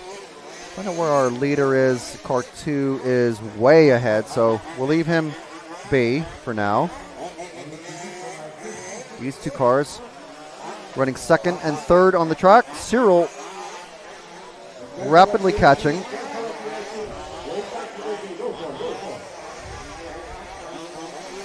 Sirel just working his way past the number 0 once again of Darren Smith. And he's about to catch the number 9. So the 3 and the 8, nose to tail coming around that off-camera corner. Ooh, and the 8. Jeez. Fabian getting really sideways, catching the lip of that second jump of the double. That lets Sirel catch up once again. So, but let's say with the 3 and the 8. Actually, let's drop back to the 8. The white, green, and blue with the white front wheels and yellow rear wheels just underneath us now, because Sirel catching up very quickly. Number 9 of Matthew Chapman letting Sirel go, doing the wise thing. And then Sirel's got now has to pass the number 6 of Kev Churchill that Fabian just lapped again. So this 8 car, Fabian Ritter, being chased. You just see flashing behind him on track. That's Sirel Kador.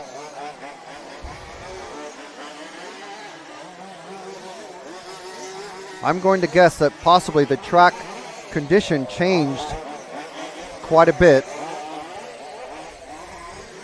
And that's why Sirel decided to call the 10-minute delay, which any racer is allowed to do. And many use it as a tactic, especially if they bumped up, because then it doesn't really matter that they're starting 1 or 2 places behind. But it's not all that often we see that happen from a pole position car.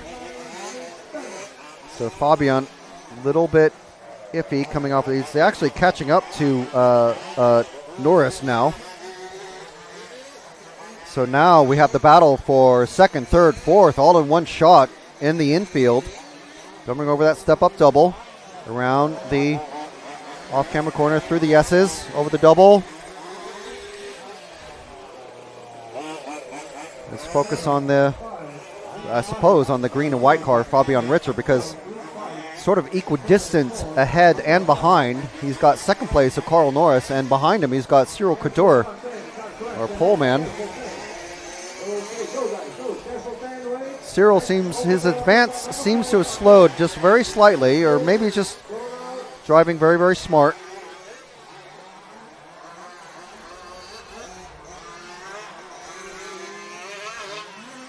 They come together quite a lot and then spread out on the faster sections of the track. Going through the bowl, through those S's, over the little double. And down the straight once again. No major differences in speed. If anything, Sirel seems to be just a little bit slower on the main straight. But it's the 3 and the 8 now close together. This is our battle for second. It's gotten a lot closer now. Nose to tail coming around that off-camera corner. Ooh, and a nice pass. That's perfect pass. What a great way to take that corner, to take that double. And now that's lap traffic. Moving aside, now we have Sirel on the back of Carl Norris. So we're on the battle for third, sorry. The 3 and the 1. These guys are going to know exactly who this is behind them. So Fabian making a great pass over that double last time around. I'm going to see if we can, if we got the pass on our replay just now. Yes, here we go. Just shooting it over as Norris was taking it as a single. Fabian shooting straight over him. And here we go, back to Norris trying to hold off our pole man, but 10th place starter of Sirel Kador, who went a little bit wide there, a little bit too much throttle maybe, coming over that concrete section.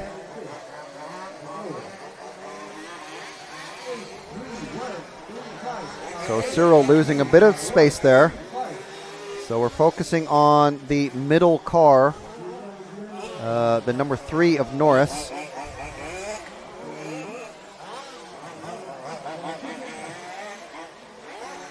As Fabian is negotiating his way past the number 10 once again.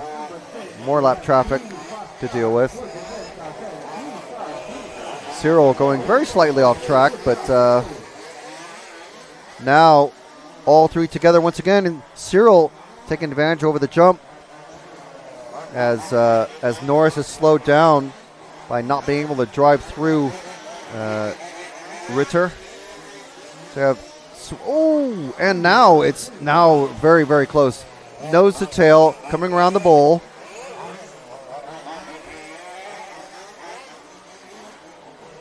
Norris very slow coming out of there. And something has happened to Norris's car because that was a super easy pass. Norris is out. Norris's car going at a walking pace. The tires come off, I think. The tires come off the wheel. Oh, no. Rear left suspension broken for Norris. It's a disaster. So he is out of not just second place, but 4th and 5th as well.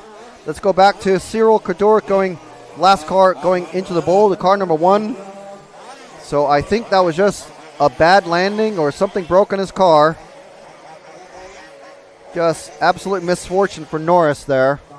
But Sirel Kador, our TQ driver, TQ driver and poleman for this semifinal A for two-wheel drive buggy here in Brittany for the EFRA large-scale off-road European Championships.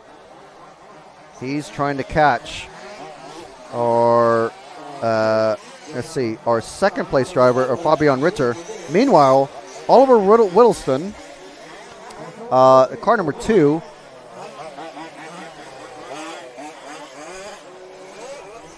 what's up? Okay. So we have had a pass. That was a back marker though. Number 6. That was number 6 of Kev Churchill.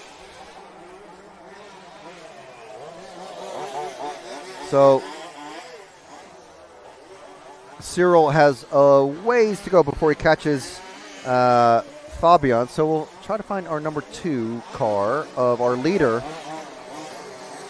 who's this pink and blue just coming over the jump underneath us now. That is Oliver Whittleston. 6 minutes remaining in this 20-minute race. So we'll follow Oliver now, who, after all that action, has basically been left completely alone. He's got no one around him who's challenging him for position. Fabian is quite a ways behind, at least a half a lap, I think. Fabian just crossing over a finish line now. And he's gone over. Hopefully that hasn't broken anything. So Fabian is full 18 seconds behind. That's almost half a lap to Oliver here, who is on camera now. Oliver running an Elcon, our title sponsor for the weekend. So he's doing a great job here, keeping it rubber side down, keeping it on the island.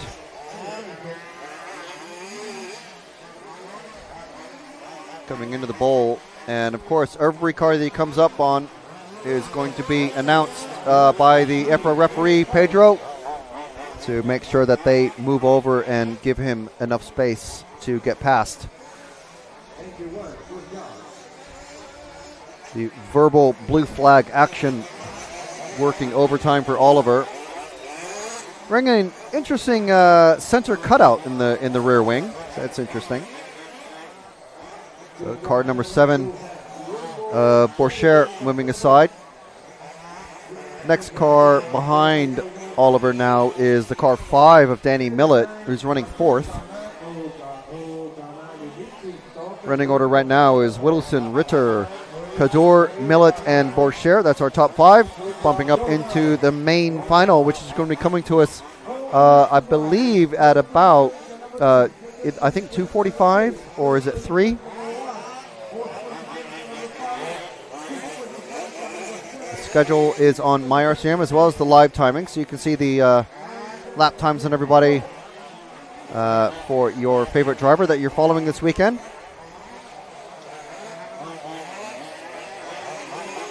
So we're following the pink and blue car of the Elcon, driven by Oliver Whittleston.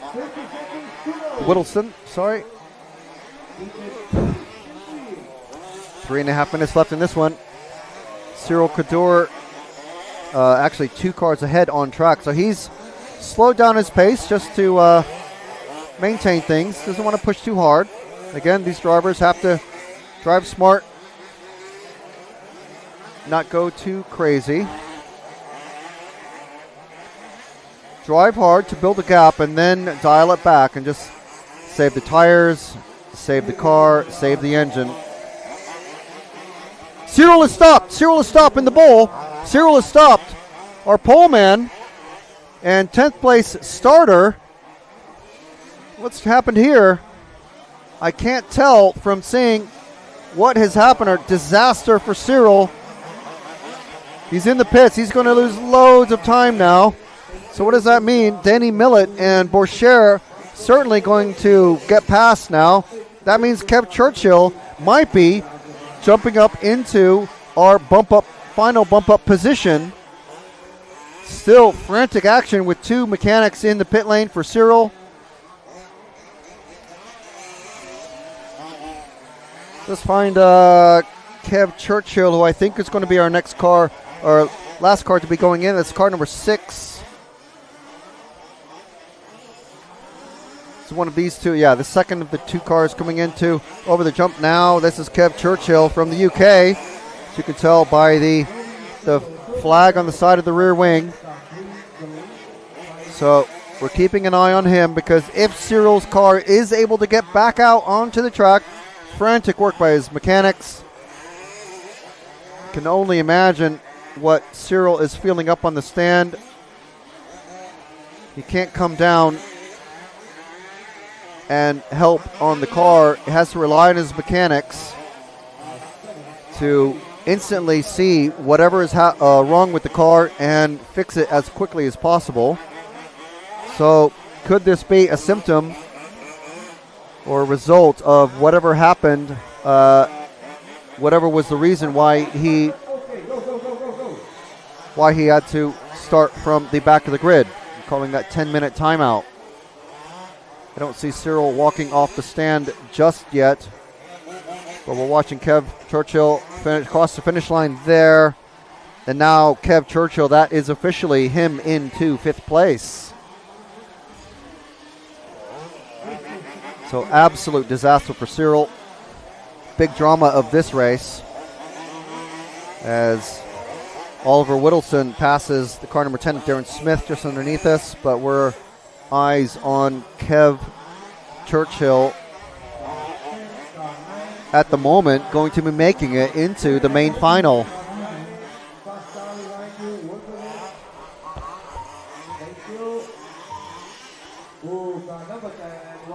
So with 20 seconds left to go, let's go back to the pink and blue car just coming onto the straight now, Jude. That is our leader, Oliver Whittleston. A great run from him. Absolutely no pressure from the start. He started essentially on pole because Sirel Kador, our pole position number 1 car, had to start from the very back of the grid. Massive pile up into the first corners. And there we go. That is Whittleston taking the win in the semifinal B and going into the main final later today. Danny Millett finishing third. Ronnie Lund Borcher finishing fourth. We're just waiting for car number 8 of Ritter. Here we are to finish in second. And that is our race complete. That is Whittleston, Ritter, Millett, Borcher, Churchill bumping up into the main final with Darren Smith, Chapman, and Norris just missing out.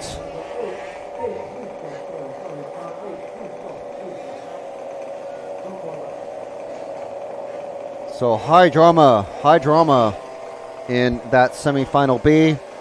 And now we've got some time before the semifinal. Sorry, that was the semifinal A. We got this a little bit of time before the semifinal B kicks off. We're going to have Theo Plant, who was our TQ driver for a little while in the first couple of qualifying rounds. Then we have Luke Vandenberg, Lars Abes, Thomas Kraus, Mark Higgins, Ethan Leruzic, Jeremy Noel, Thierry Bouthillon, Baptiste Coetier, and Kaylee Knight. So Bouthillon, Coetier, Knight, our bump-up racers from the semifinal, the quarterfinal B yesterday.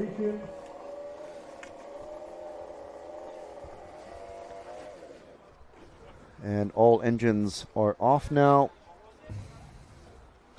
And we have a bit of a wait. So let's hear from our associate members for EFRA.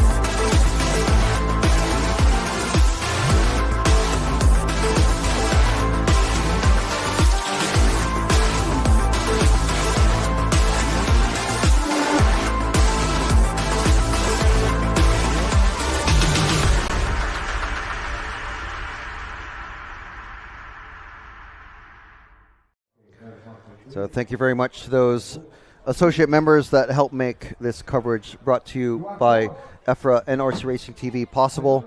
Thank you very much to Elcon Models, one of our title sponsor for this weekend, and also our gold level sponsors, Samba, RC Fox, and RCCarOnline.de. So, and thank you to everyone in the live chat, whether you're watching us on the EFRA YouTube or Facebook channels, or on the RC Racing TV YouTube or Facebook. Thank you very much for joining us. Let us know in the chat who you are cheering for and where you're watching us from. So Sponge1310, hi from the Netherlands. Hello, Rock and Rolla RC. Hello, folks. UK, watching from the UK. Neen Valley Raceway Off-Road Model Car Club. Good luck to the Team Neen racers. Yes, I talked to a few of them yesterday. And yes, so very good luck to Kev Churchill there, taking the final bump-up position. So, yeah, some good racing, some high drama, and lots of stuff happening in that one.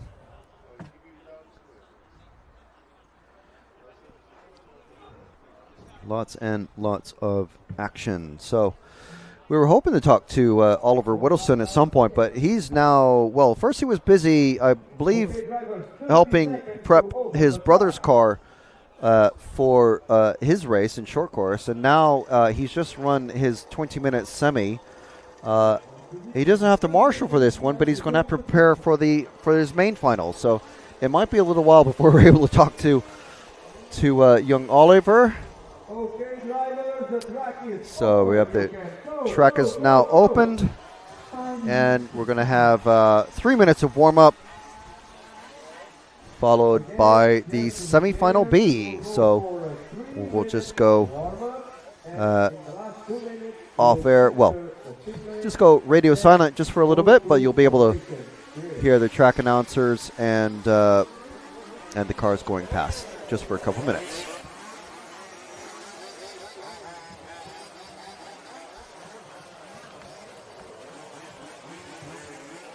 Gold, Jack, gold, gold. Only the best for you, Mr. McKinney.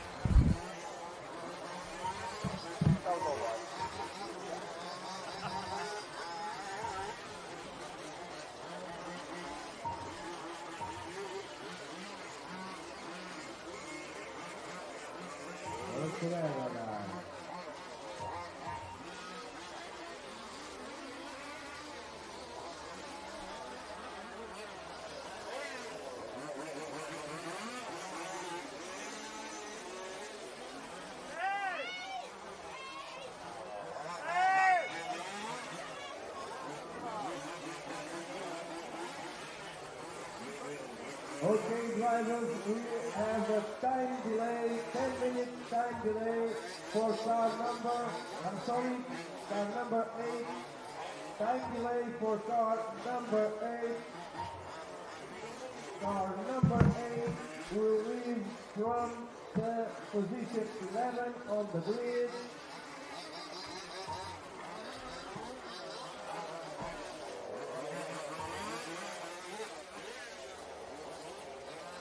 Alors, pour le public, donc c'est un petit peu 10 minutes to start. Timekeeping.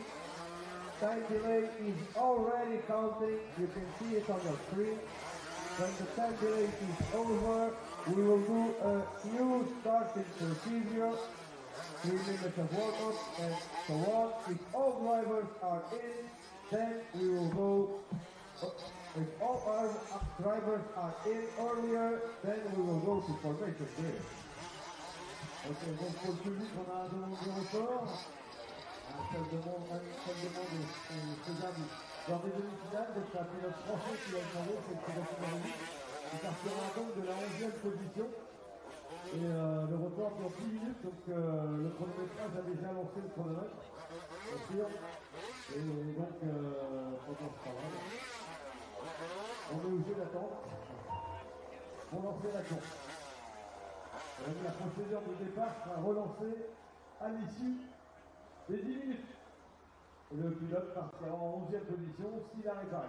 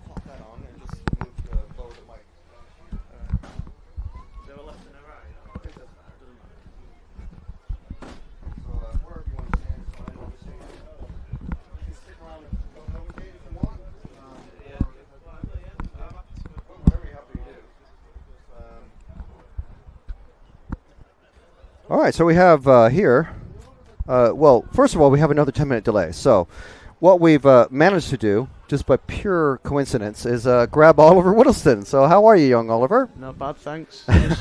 Just finished my semi. Yeah, so how, first of all, do you know what happened with Sirel? I believe he lost drive somehow, so unfortunately that he put him out of the race. Yeah, he also had a problem at the start. Yeah. That's why there was a 10-minute in that one. Yeah. From all I could see from up there was the front end was off the car. All right, okay. It looked like steering. And then I think it was about 5 minutes from the end, he lost drive in the rear axle. Okay. And because, two-wheel drive. Yeah, once that was it. it's over. Yeah, yeah. So unfortunate for him because it was had some good battles. Yeah, I mean, but for you, that was a pretty uneventful race, really. Yeah, wasn't it? You had a clear shot into the first corner, a massive pileup behind. I mean, we were watching Sirel at the beginning because we knew he'd start coming through the field. So instantly made up 4 spaces because there's the pileup. Yeah. And then we watched him come through, but he kind of, I suppose he kind of held back his car just to save it a bit. But whatever was happening in the beginning anyway, well, we don't know exactly. But again, I could only see from up there. Yeah, of course. But I mean, we did follow your car around, so you can see how you did maybe on some of your laps. Yeah, I'll have a look. Because towards the end it was like, okay, well, let's follow Oliver for a few minutes. So, so tell us a little bit about yourself, because we don't often really get a chance to talk to the racers when they're up here, because like I've told many of the racers, everyone's so spread out. It's basically impossible to get people up here to talk with us. So tell us, like, first of all, how'd you get started? So racing. So I think I was about 3 or 4, and there was a local club near us, and my dad used to race there. And he got me involved, and I started out small. Is your dad Zach? No, my dad is Dane is my mechanic. Okay, yeah. Zach is my younger brother. Okay, yeah. Just want to, because there's a lot of family interactions like that happen Alfie on the track, Jack and yeah. And the Manders, we've seen them, but loads of them have been in the chat. We've heard it from loads of them. Yeah. But yeah, go on. So I started out small with like 10th electric, and went to 8th, and finally got to 5th. And I've been doing 5th scale since about the age of 7, 8 year old. Then went from like basic Bahas to, I started, my race car was a Horman. Okay, I originally started with Horman, and was very lucky to race in the 2017 Euros at Neen Valley. Yep. I was there. I don't remember you, but I was there. I remember watching back.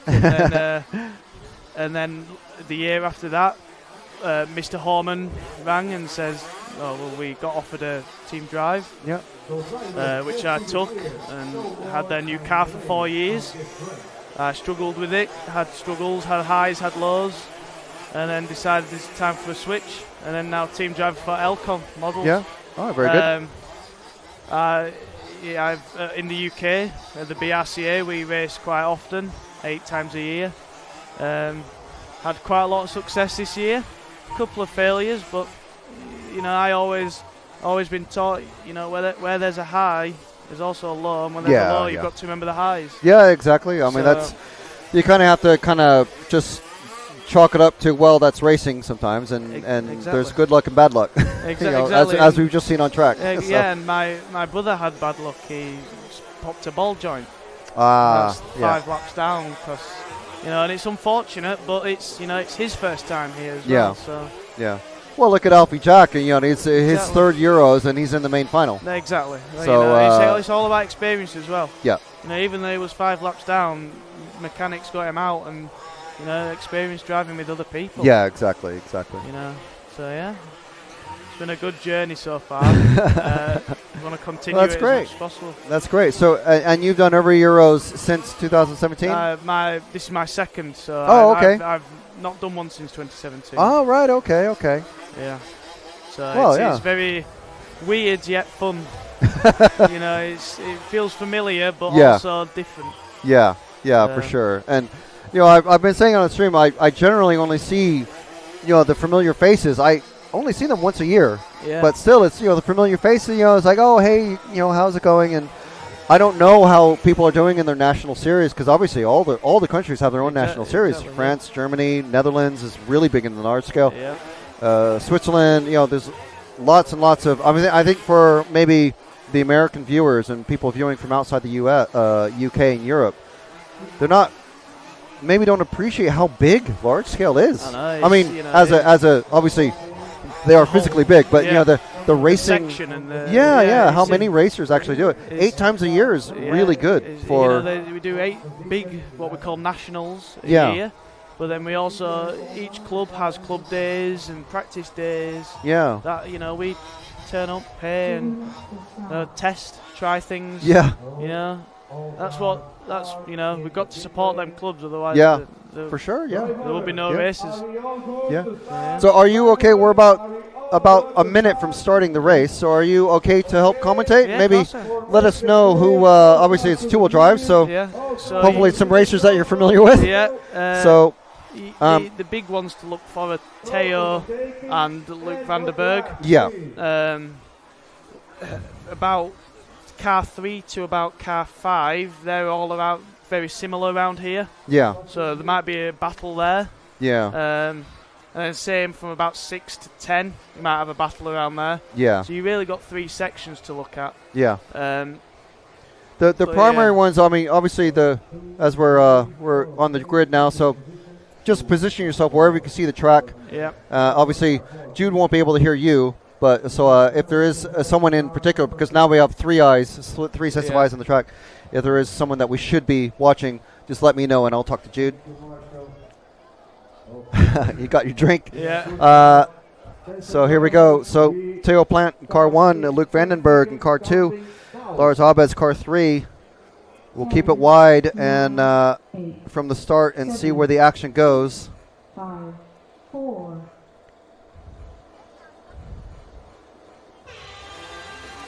Horn is sounded and they're off. Oh, and 5 getting a bit wild off the start, but maybe they watched the last start and learned about the pileups. The key to the start is you've either got to be, you know, fighting with them, or you've got to sit back. There's no in between. Yeah. You know, you've got, you know, we describe it in our little team as you've either got to be a bully with them, or you've got to be sit back and watch. Yeah, yeah. Seems to be a clean start. It does. I mean, there's some nice gaps it's quite a contrast. Let's follow this lead battle for number 1 and 2. Everyone off in order. Number 1 is Theo Plant and Luke Vandenberg in that 2. It looks like car number 3 of Lars Abes just doing the sit back and watch. Yeah, he's waiting for them to. Yeah. Or if they make a mistake. How difficult is this double step up and the off-camera turn? How difficult is that from your driving position? In the two-wheel drive, it's quite hard to get the traction out of the hairpin just before the double. Yeah. So, you know, if you watch me sometimes, I'd take a bit of a wider line, an earlier apex, and I would be able to then gain the traction. We see the four-wheel drive cars, the four-wheel drive buggies, and obviously the short cars able to make that jump pretty easy, but most of the two-wheel drives seem to be just tapping that second jump, and how much you hit it determines how much you flip. Yes, and it's I agree, and it is difficult, but it is possible. You've really got to ease the throttle in. You know, if you're really sharp or not enough, you just don't get the traction. You know, like Kaylee's done there, that's the line you want to take. A bit wider.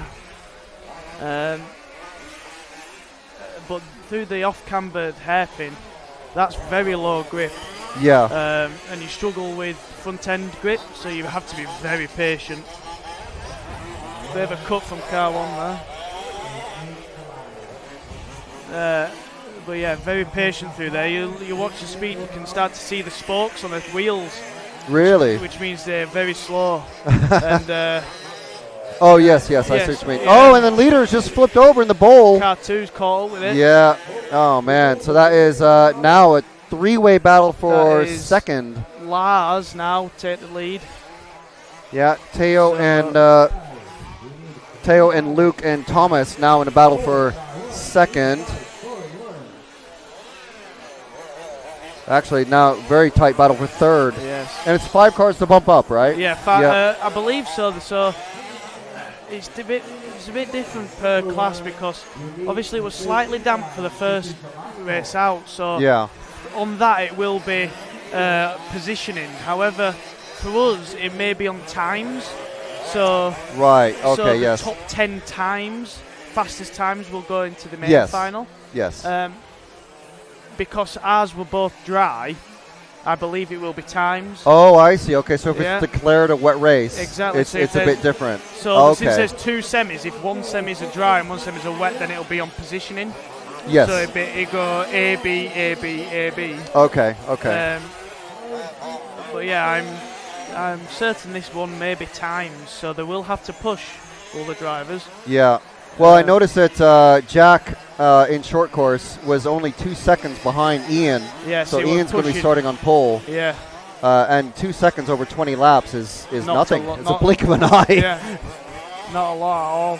Oh, and who's that just gone off? Number That's 4 of Thomas. Kraus. Oh, man. Bit of a, Is it his brother Martin that's running in 4-wheel I drive? believe so. Yeah. There's a brother and there's a dad. I think dad's mechanic. and Right, brother yeah. may Racing. Oh, and we have a dead car just... Oh, it's revving. I can't see who that is. It's Lost Drive. Yeah. Oh, number 7. Number 7 Okay, is so number 7. not one of our front runners, but Ethan. that was Jerome Noel. And Oh, the mechanic, I think, is out there. But, so this is still our battle for 3rd, is it? Yes. Well, you have Lars through here with quite a decent gap with Yeah. Luke Vanderberg and Teo battling. Oh, Luke's off. Luke's Luke's off. Oh, he's on. back on now. But this here is bump-up battle for 4, Yes. 5, and 6. Yes, it is. Yes. So it's literally positions 4, 5, 6 with cars number 4, 5, 6. That is Thomas Kraus, Mark Higgins, and Ethan LaRuzic. Yeah. There's quite a big gap between 1, 2, and 3 as well. So they'll just be settling down now in their heads. Yeah. No risks.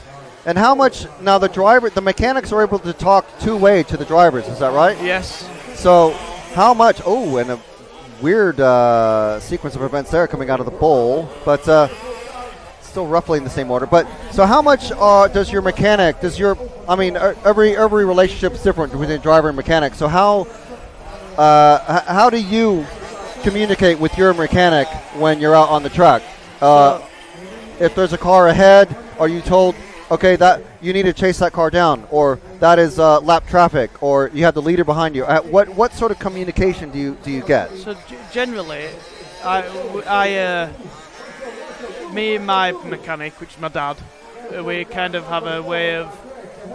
I'm the one who, if we need to talk, I'm the one who engages conversation. Okay. It's As pretty then- smart because you know Yes. how much you're having to concentrate. Exactly. So Yeah. if I'm concentrating really hard, battling with someone, I don't want to speak while I'm doing that. Yeah. It's a bit of the I know what I'm doing, leave me alone. Kind of, yeah. Yeah. Yeah, kind of like that. But you know, if I like throughout the race, you know, if the referee isn't saying how long's left, I normally go, well, what's the time like? How long? You know, the only other way, my mechanic can speak to me before I speak to him is if, you know, he sees a clear problem with the car that I've not seen, or if there is a lapped car, if a car's lapping me, or you know, the gap to the car behind. Usually, I quite like that because then I can kind of gauge my lap time. Yeah. But apart from that, there's not much you really do. In the warm-up is when you speak the most. Right, okay. Like the car feels good. Do I need to make any changes before we go out? And that's why we do is minimal laps in the warm-up. And that's why you see people coming really early. Okay. If people come in really early, maybe because they need less ride height, or you know, a different tyre or wing. Or now, are you during the warm up? You're able to make any changes that you need, right? Yes, yes. So it's not park firme conditions. You can change tires or adjust the wing or change exactly. shock ride height and all that. Exactly. You know, I had my other pair of rear shocks with me. Right. Okay. That my dad, it's 4 bolts. You know, slide on, slide off. And now, are the mechanics allowed to use? I know they can use electric starters, like a drill starter for the engines. Are they able to use electric drill and screwdriver bits? Yes. Okay. They can use what they want. As you know, you see people with wheel guns, like you know, they're allowed to use any tool they want, as long as there's only in the finals. There's only 2. Or is it qualifying as well? There's only 2 mechanics. If there's any more, then your car will become null and void. Like, Yeah. you know, it's pointless then. But yes, Kaylee's done quite well. She's bumped up from 10th to 8th at the moment. That's quite good for her. She's more of the smooth kind of driver, which is very good. Yeah. You know, she does quite well in the UK, gets into the main finals quite often. Really? In large scale? In large scale in the UK, yeah. I know she runs, how old is she? She's Carl Norris's girlfriend, I believe. Oh, okay, okay. I don't particularly know how old she is, but yeah, she does quite well. She started large scale, I believe, in 2021. Wow. But I believe they did. I think is it 12th circuit? Right. They both do that. But that is really fast. That game. Yeah. It's a lot of drivers. I mean, obviously, if you're running large scale, and then in the winter, if there's no racing. I can imagine a lot of drivers might go, 12 scub now, I can't be bothered. Yeah. Obviously, it's a completely different class, but it is a way to keep up your reflexes during the winter. And then that's what we do. We do 10th off road. Yeah. And through the winter in the UK, it gets very cold, wet, and icy, and you don't want to go stand in the wet and cold. No. It's not that we don't want to. It's just not enjoyable. Yeah. We can still go racing. However good we are, in 10th we can still go a bit. Yeah. Bit of a touch there. 6 and the 4 getting very close together now. Yeah. There was a pass for position, and then Thomas. Are they fighting over there? Yo, they are, yeah. I didn't know if that was a lap car. No, that's just coming on the main straight. Oh, Thomas going wide. Yeah, so we've been following him this whole time, but they've only just recently in the last lap gotten super close. So Thomas has and never actually raced AstroTurf. Really? He's always been dirt. So that must be a massive change. It is very hard for him. We have been helping him with setup because in the UK all he races on is AstroTurf. Is he also running Elcon? He's Elcon, yes, as well. Yeah. I believe he's team driver as well. Okay. But for him, it's go from no grip to all the grip. Yeah. Especially on here, this track is very high grip. Not a lot of sand. The AstroTurf very thick. Quite short too, as well, isn't it? Short, but quite thick in places. Right. So it's very grippy. So you were out there. I noticed you were out there during just before the 4-wheel drive, before the short course. You were out there doing a little track walk, I guess, for your brother, and shouting back what the track conditions were like. So what did you notice and tell him? So at the start, it wasn't actually wet; it was just dew. Yeah, that's what we call it. It was just like a top layer. Yeah, it's like a carpet of water, if you understand. Yeah. It didn't actually soak in. So at the very start of the day, I went round. I took a towel with me. If you wipe it off and then feel the AstroTurf, it was bone dry. Right, okay. So, and then when they blew it off with the hour delay, they blew all it off and squeezed it in. Some of it soaked in. So the wettest places of the track was this left-hander here where car 3 is going now. And then the hairpin where car 3 is there. Okay. And they were the what I call the start of the infield. Yes, were the wettest bits. The start of the infield was quite damp.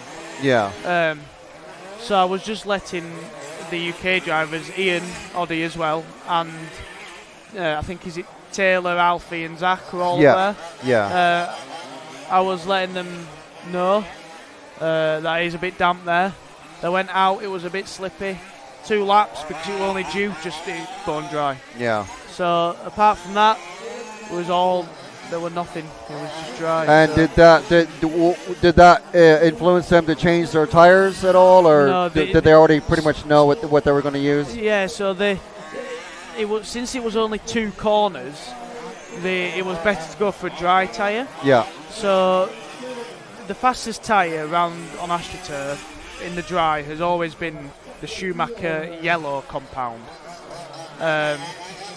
and the fastest in the wet has always been the Schumacher Silver compound. So if you put silver on when it is dry or mostly dry, what happens is it overheats and then all the pins, they fall off and flick off. So then after a couple of laps, once they've got hot and broken down, then it might as well run a slick tyre. It gives you a lot of grip, but you won't get any corner grip. So there's no pins. So that's why if it's only damp in places, you'll still put a yellow compound on. Right, yeah. Because you can manage the car in the slippy bits, but then in the dry bits you've got the fastest tyre. So yeah, that's the kind of thinking we as drivers have. If it's the same all the way around, if it's wet all the way around, then you put a silver on because it won't burn up. But if you put a dry on, a yellow tyre, then when it's slightly damp in places, then you can manage that. Car, is that Teo that's just hit the wall there? He's lost a bit of ground as Teo. Well, I was just looking at the battle for the lead, which isn't really a battle. No, it's not. They are nose to tail, but where are they? The two just going down the back. Yeah, the 2 now. and the 3 coming down the straight now. So it's just swap around a bit. Actually, it's the 3 and the 2, the white and orange car, and that yellow and and now he's gone over. Oh, that gives Teo a chance maybe to pass. Yeah. The 5 minutes left. This is can be close. Lars now is just controlling the race.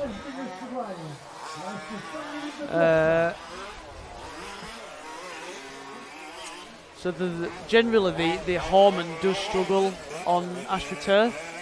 That's the struggle I had when I was a team driver. Right. It took me. I mean, I was younger, so I wasn't as developed of drivers like Luke van der Berg. Yeah. But it took me 2 years to figure out how to consistently drive the car. Right. But yes, it is fast when you set it up. But I always find the Elcom to be more consistent. Right. Okay. Is there Teo again?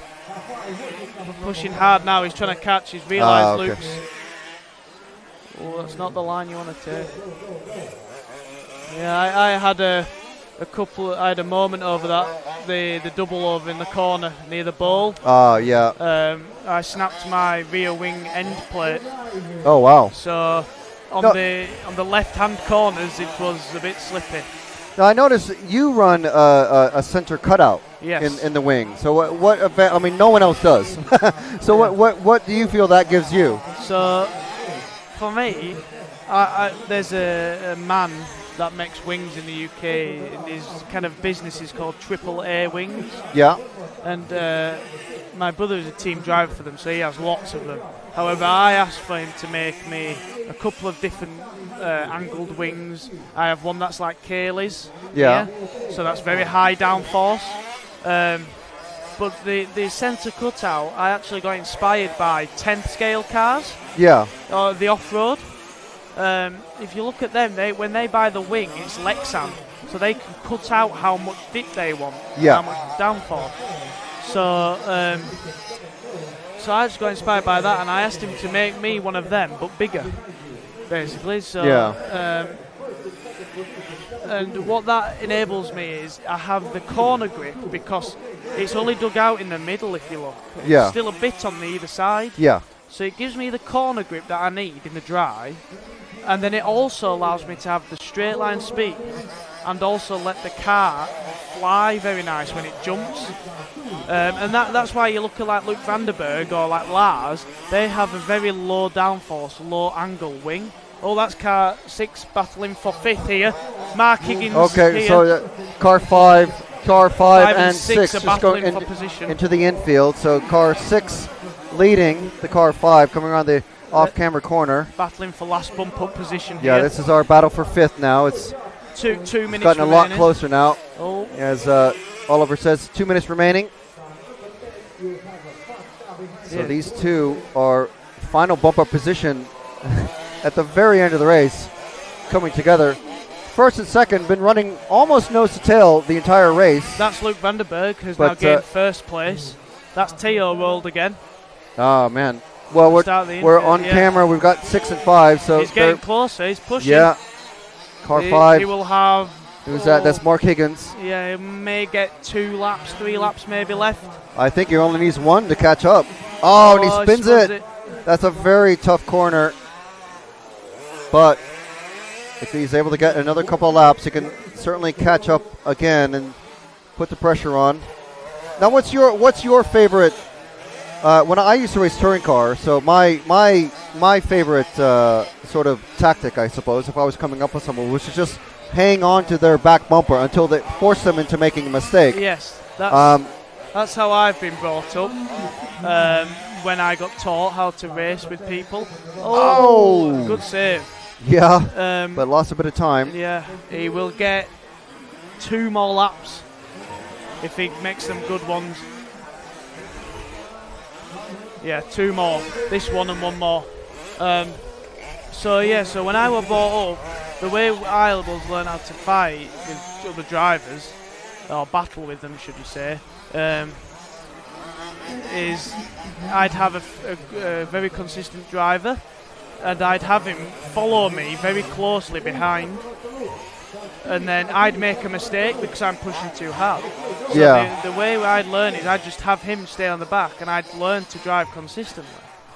And then I'd also do it the other way around, so I'd try and stay with someone and not tap them on, stuff like that. It might get another lap. Lucky last lap. I think he did, yeah. He just made it by 1 second, but I don't think he's going to be able to put the pressure on LaRuzic. No, I don't think. LaRuzic in that car 6. He's looking consistent. We'll stick with this because this is the final bump up position. Yeah. Luke van der Berg is P1. Lars 2. Unless 6 has a mistake now, I don't think he's got it. Yeah. So number 6 is going to have to drive straight off the track for Higgins to catch up, and that is it. So that is our. So now you know where you finished. So are you ahead of all these guys, or? I didn't get the times. If I have a look on my RCM, I'll be able to find my time. So if I go to 2-wheel drive, are we on the 20s? It is the 27th, isn't it? Yeah, 31, 20, and 16 is what Luke Vandenberg was able to do in that car number 2. Where's the finals? Final. So I did it in 20 minutes and 10 seconds. Okay, guys, you need to clear space for the drivers Do you want to swap? of the next run. I thought you wanted to swap. Partial to your positions. We will open the track in 5 minutes. So I was able to do it in 20 minutes and 10 seconds. Yeah, overall that puts. So you are starting on pole. Yes. Congratulations. Thank you. Thank you. Yeah. And what's the rest of the P1 order there? Is me. And P2 is Luke van der Berg. Right. P3 is Lars. P4 is Fabian Ritter. P5 is Teo Plant. P6 is Danny Millett. 7 Thomas Kraus. 8 Ethan LaRuzic. 9 Mark Higgins. And 10 Batista Quetia. That was in terms of time, which I think is what we're going off. I think that's what your that's what's on my RCM, so that's what the computer has spat out. So unless it's changed and gone to positioning, I believe that's what it's going to be like. So actually, Mark Higgins is very lucky because he finished he did. But he had a good enough time to become right. 9th. Okay, because of the differing track conditions between the two semifinals. Yeah. Wow. Okay. Well, that was a great chat. Yeah. Thank you very much for sitting in with us and or standing in with us. Yes, So I hope you enjoy the rest of the day's racing and. and I'll let you go on and prep your car for the main. Yeah. So congratulations Thank on you. pole, and wish you all the best of luck. Yeah, thanks for having me. Yeah, thank you, Oliver. It's Oliver Whittleston from Team GB and Team Elcon. Thank you very much for joining. And so we're going to hear from our TQ man for four-wheel drive now. That's Wesley van Helman. And we got several minutes before we need to before they come out on track, and there's every likelihood that we're going to have another 10-minute delay. So let's go ahead and hear from our EFRA associate members.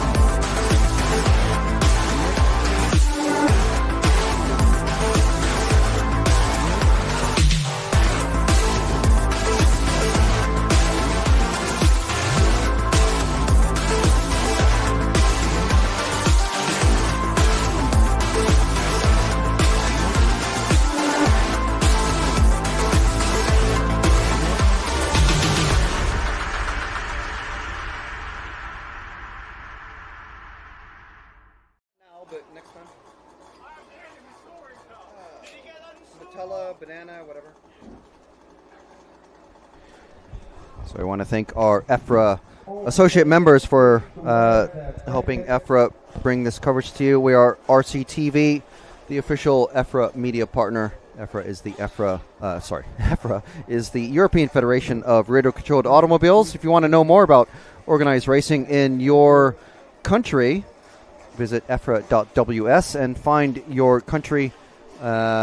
Towards the bottom of the homepage, there's a listing of all of the member organizations, member federations, like BRCA for the United Kingdom. There's the DMC for Germany, AMCI for Italy, AECAR for Spain, FEPRA for Portugal, and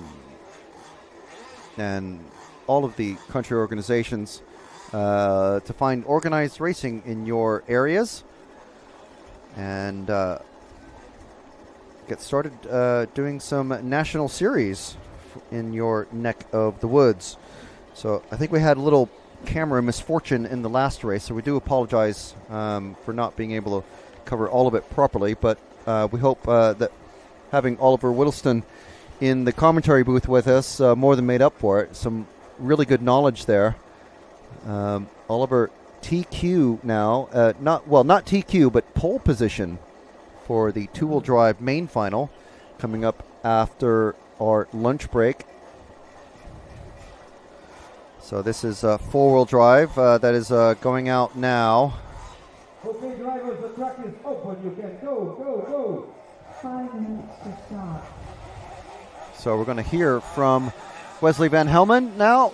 We've got a couple minutes of interview with him. And he is in this race coming up. He's actually in that lead car that's gone out. So we'll hear from Wesley, his overall TQ interview. Four-wheel drive buggy TQ, Wesley van Helman. Wow. So you're not defending your two-wheel drive title this year. No. You've moved to four-wheel drive, new manufacturer. How's your year been? How's your week been here in Brest? First of all, the week is here. Like the weather was not perfect, but now it's getting better finally. But the week overall, the car is super good, and we work on some setups and changes all the time, and it's getting better and better and better. And hopefully it stays so like this. And but yeah, not defending the title in two-wheel drive. I want to drive four-wheel drive all the time already. last year also, but I didn't like the car. So we test a lot. I test a lot of cars, the MCD cars I test, and some different manufacturers. And we came to this, and this works for me perfect. So that's how it goes. And so how, I would imagine most racers are never going to have that feeling of TQing 3 rounds in a row to secure TQ. You didn't even need to run today, so you practiced some tires testing. Yeah, I did some tire testing the last round. I thought maybe there were some dry spots, but it was completely wet still. But that was not the most fun part now. But it was some testing, and we changed some different things on the car for more steering. And I think we had a lot of more steering, but the tires didn't work. So we're gonna see, and now time to rebuild the car. And we see tomorrow, I think, hopefully. Yeah, and hopefully, obviously, you don't qualify directly into the main final, so you're going to be going through the semis. Yeah. So, as you say, you're going to be rebuilding the car, and what sorts of things are you going to be checking over to make sure that they're absolutely perfect for the semis? The whole car. The whole car is completely off. Every screw new, and the diffs, most important thing. And the right Loctite this time. Normally we use blue, so you can change some stuff. And now the whole car is going with green, and don't come loose anytime anymore. All right, well, fantastic. And so I guess all that's left to say is good luck for the semis tomorrow, and we hope to see you in the main final. Thank you. Okay, so as expected and anticipated, we have another 10-minute delay.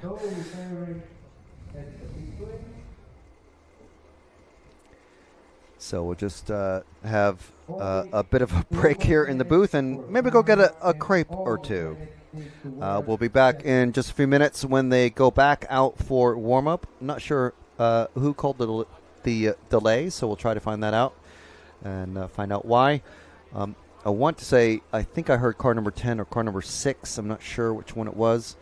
I see the mechanics for car 10 there, and they haven't done anything to the car. So I think it's car 6. But we'll go down and see what we can find out. And we'll be back shortly. 3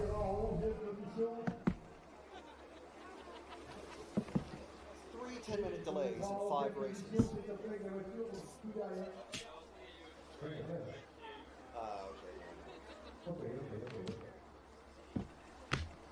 Did you just tap this? I mean, literally, tap?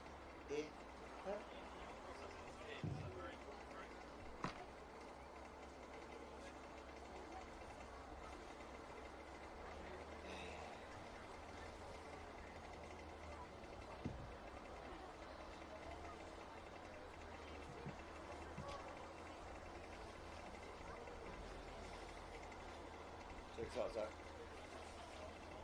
Check this out. Check this out.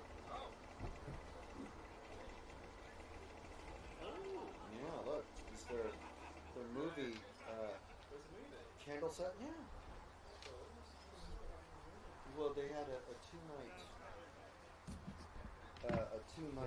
show, 2 nights of shows in Los Angeles. So they made a show of that, but then did a drama comedy thing behind the scenes of it as well. So they got tumbler, they got popcorn tin. I think that one. You need to get that one. Yeah.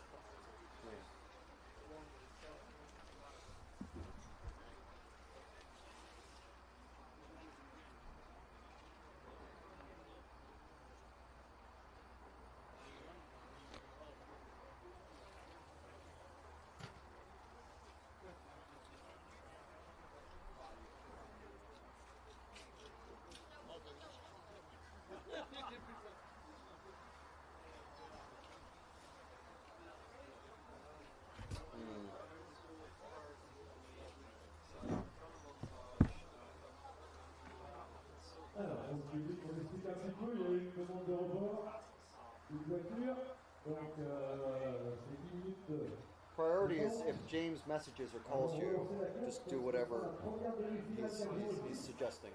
On a une deuxième derrière, et puis on retrouvera donc, regarde, on a fait du jeté, mais on est en train d'y être à début d'après-midi. Les 3 grandes finales de 30 minutes à ne manquer Blocar FX. You do.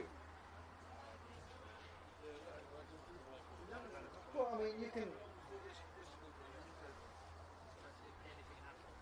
Well, I mean, you can walk through the.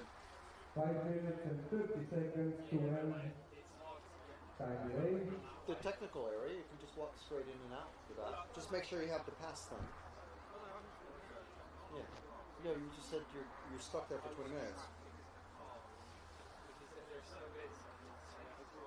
Yeah. Yeah, don't go. Yeah, but.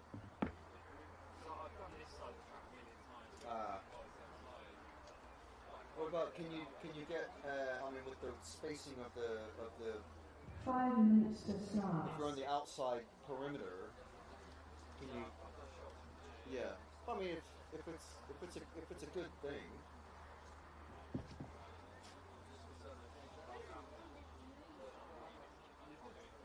Well, just after you move, you know, if you're spending a couple minutes there, and then as you're moving to the next spot, just check the message. Okay, another thing to be clear, no more. I won't be able to call you or message during the race. No more time. I'm not.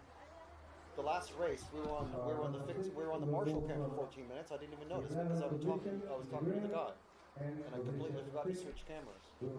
So I'm just messaging James right now. It's like, can you just check at least once or twice during the race, make sure I haven't fucked up and stuck it on the fixed camera.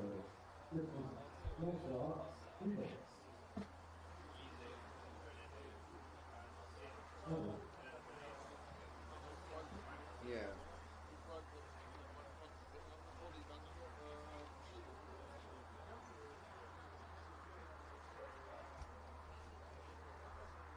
Three minutes, 50 seconds to end time delay.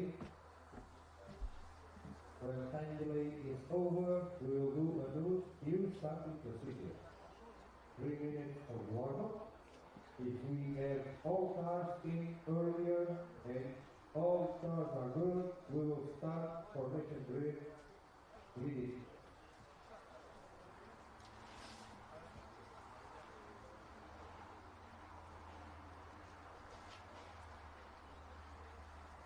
Donc pour le public, on va relancer la procédure de départ avec un warm-up de 3 minutes, une entrée dans les stands et une mise en grille avec la course qui démarrera pour 20 minutes. 3 minutes to start. So, still just coming to the end of our 10-minute delay.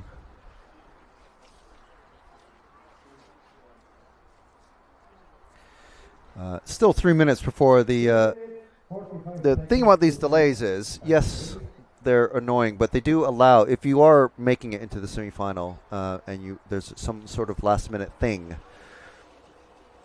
each driver is allowed the opportunity to call the delay, but obviously because it inconveniences, well, basically everyone,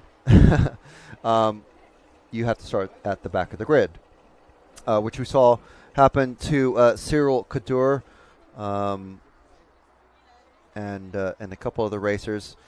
So it looks like the 6 is out. So maybe it wasn't the 6 that had called the delay. Anyone on Crepe Watch can be sad to hear that we weren't able to get a crepe in that last during this 10-minute delay. So we'll try and get one before the lunch. But the driver just told me we are good. I'm just going to wait him to go to his position. And we will restart. Yeah, so it is a bit of a drag, and maybe I don't know how much they're going to move things along during because we can see on the time screen that we've got divergence to time schedule of 36 minutes now. So every delay is added more and more time. However, if the driver who called the delay is ready within, say, 2 minutes, and everyone else is happy to start after only 2 minutes have gone by, then they can shorten the delay. So it could be an abbreviated delay, if that makes any sense. So yeah, it's just part of what we got. It's organized racing. It's championship level racing. So it would just be a massive shame for some mishap at the very start of a warm-up period like we've got now to knock someone out of their race. So yeah, just how it is.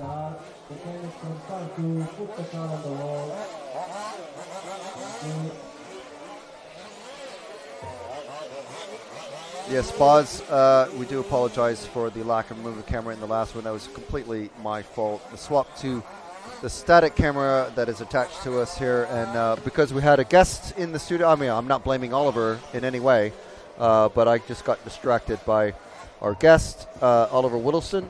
Thank you very much, Oliver, for joining us and providing so much information and insight. Hopefully that offset the lack of moving camera. But we do apologize for that. Certainly not the level of coverage we want to provide. The good thing is, though, it looks like our internet connection and coverage and cameras are all seem to be running fairly clear. Knock on wood. We've got some wood around. Seem to be okay. Good to go. Everybody's okay. Okay, formation lap. All right, so here's our formation. Drivers coming out on the grid.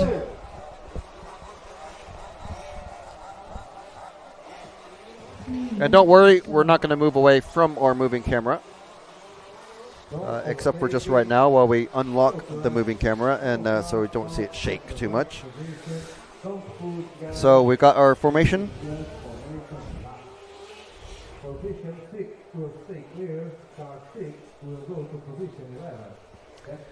So it was car 6 that had to be called, that called the time delay, and that was Jeremy Tufrey. So running through the order is our TQ, who we spoke to yesterday, Wesley van Helman, Mayo Boucher in car 2, Valentin Puziat in car 3, Jarno Sultan in car 4. Then we have Van de Velden, Tufrey, Morat, Kerbaum, Hornum, and Perfazou, with Tufrey starting from position 11.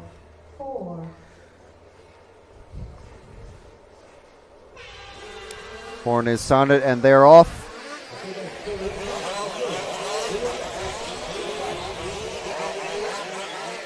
Nice and easy. Absolutely no crashes in that first corner underneath us. So everyone's steady. This four-wheel drive semifinal A. Top 5 drivers will be going into the main final to come at the end of proceedings today. We don't know exactly when that will be, but it's going to be sometime after 4:30 Central European time. So make sure to set your alarms. Top 3 already making a gap to 4th place driver Siltanen, and then a bigger gap back to Van de Velden and Morat, who are battling for, that is 5th place now. Who is that that's gone over? That's number 5 of Van de Velden has gone over. So let's focus on Dan Kerbaum, who's just crossed the finish line. That pink and white car going into the bowl now just slipped a bit. There is a gaggle of cars that are chasing him down. If they can sort themselves out, they're going to... Dan Kerbaum, we've seen him drive before, though. This is Dan Kerbaum, the car number 8, currently running 5th place. We haven't seen him make very many mistakes, though, so it's going to be unlikely that the car 6, I think, is at the 0 and the 9. That is Tufrey, Perfazou, and Hornum. It's going to be unlikely for them to catch him very quickly. Kerbaum is a pretty steady driver from what we've seen. And things are starting to settle down up front. The 4 cars equally spaced out. Dan Krabbaum, getting up on 2 wheels there. High grip now. Oh, and he's over. He's hit the fence. He's hung up in the fence. He's gone way over. Let's see how, we've already caught him in the fence. We could just barely see him. I was able to look over the fence and catch him, but so now our battle for 5th place, final bump up spot is between the 6 and the 8. That is Teufrey and Krabbaum. Krabbaum, this is going to be, that was an easy pass. I was just going to say it's going to be a tough fight. And is that the number 9 who's just been pulled in? That's Palle Ornum, already in 10th, but now being pulled off the track and into the pits. But this is our battle for 5th place. Krabbaum just taking Teufrey in the bowl.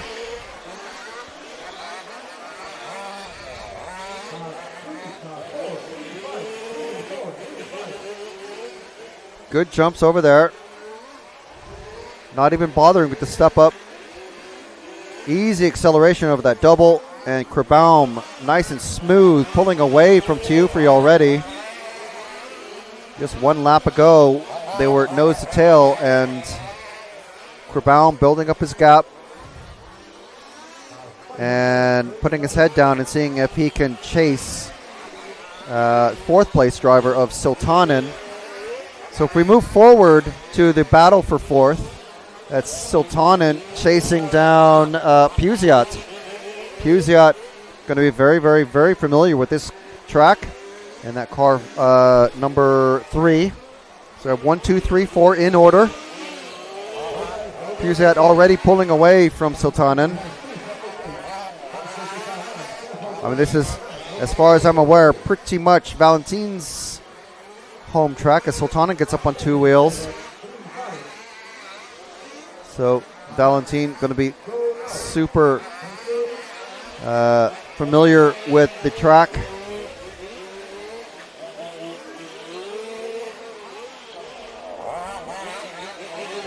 Pretty dry track, quite high traction now. It was already fairly dry underneath the layer of dew, as we heard from Oliver Whittleston. So is Siltanen going to be able to put any sort of pressure on Valentin, on Valentin's home track, to force Valentin into a mistake? I would say the probability is quite low, but sometimes we see drivers come on to visit a track they've never been to before and magically able to go fast. But I think Valentin is able to just steadily pull away from Siltanen. The 7 and the 0 very close together. That is a battle for 8th, and they're just ahead of Wesley van Helman, who is leading away with this one. Looking very strong all week long. Taking the only driver to get 3 zeros in qualifying. That's 3 TQ spots. And in the 4th round of qualifying, going for a tire change just to see what he can, if the track had started to come to a different set of tires. Didn't work out that time, but it didn't matter because he'd already had 2 TQs, as Puziat getting a little bit offline there, bumping into the concrete berm on the inside just before the start finish line. But Van Helman, I think we may as well, let's go to our leader in just about to go over the double step up and into the angled off camber hairpin there, crossing the finish line. That's our car 1 of Wesley van Helman. We heard from him again earlier, just before this race, that he's coming up to lap Dan Krabbaum. But Wesley, I don't want to say imperious, because we're not in the main final yet. Anything could happen in the semis. It's 13 minutes to go, but looking very strong. Last year's winner and defending champion Sven Rodevald named Wesley as definitely one of the danger drivers.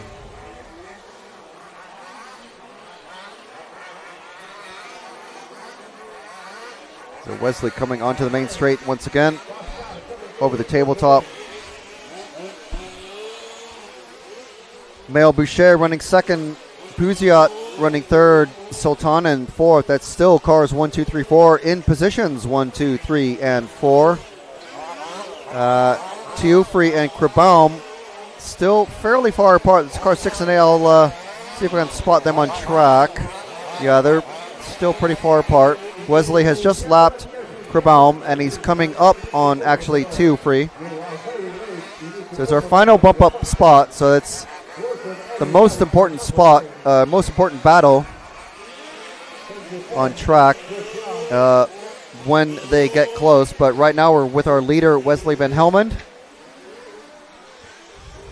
Second place driver is car 2, and then 3 and 4. That's our positions 2, 3, and 4. 2 and 3, about 5 seconds apart. So they're, when they get closer, we'll have a look at them. That right now we're with our leader and TQ driver, Wesley van Helman. As I said, taking the TQ, 0 points in rounds 1, 2, and 3. So with 0 points going to round 3, and with a throwout, his first throwout being also a 0, Wesley secured TQ. I don't want to say easily, but he secured it pretty firmly, for sure.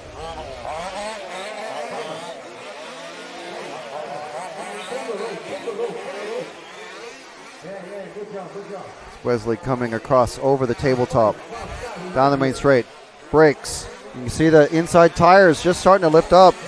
The sun is out, and it is getting warm out there on track. The grip is really coming up. Not much sand out there, and if you're on the racing line, it's very, very good grip. Coming over the off-camber corner, through the concrete S's. It's paving blocks and then texture concrete going, leading into that double that goes in front of the driver's stand.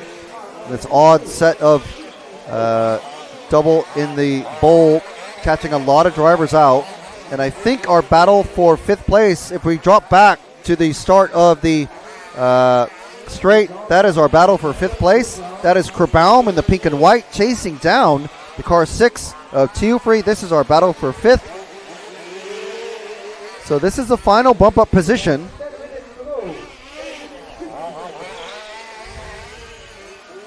These guys not wanting to take too much time off of each other, because if it comes down to time, if they keep bumping and, well, if they start bumping and knocking each other over, it will slow both of them down basically and wreck their chances for getting into the main final. The car 6 of Jeremy Tiufri from France and Krabaum from the Netherlands.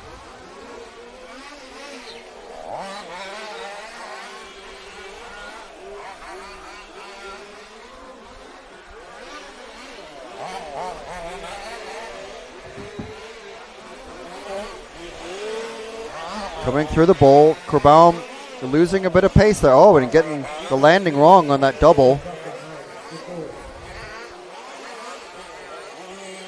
Drivers taking all sorts of different lines through there. We saw a lot of the lower heat qualified drivers kind of try to go full speed over the lower section there and just continually, every lap, just nose in to that second, the face of the second jump. And if we watch Wesley go through that same section, he takes it completely differently. He goes sort of through the middle of the first jump instead of the lower side. And it seems like maybe about a half or third throttle.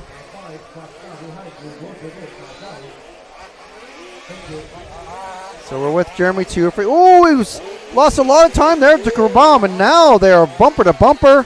Krabaum going for the pass. Not able to make it stick. Remember, these drivers are open wheel cars. So, nice flip flop there for Krabbaum, and Teufrey again up on two wheels, and that allows Krabbaum to go for the pass there on the coming out of the bowl, making it stick that time. And now let's see what happens on the straight. Good speed for both of them, just a bit more from Teufrey, but having to make the corner. And now they've got number 2 of Mael Bercher coming up to lap them.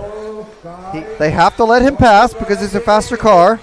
So now Teufrey has to let him go. Don't battle with the second place driver. Teufrey trying to catch up to the pink and white car of Krabbaum, currently in 5th. Teufrey had that 5th place until about a lap ago. Now Krabbaum getting the blue flag from Pedro, our EFRA referee. A very bad run for Teufrey, is hugging the, is basically riding the pipe coming down the main straight, so lost a lot of drive. But now it's down to Krabbaum. If he can keep it on the straight and narrow. Taking very ginger over that angled double in the bowl, and now coming back to the only full speed section on track.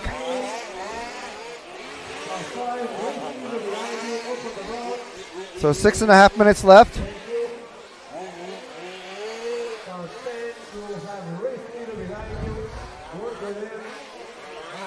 Krabbaum, it's down to Krabbaum to make a mistake. That's what Teufrey is hoping for, so he can get back up into that 5th place position.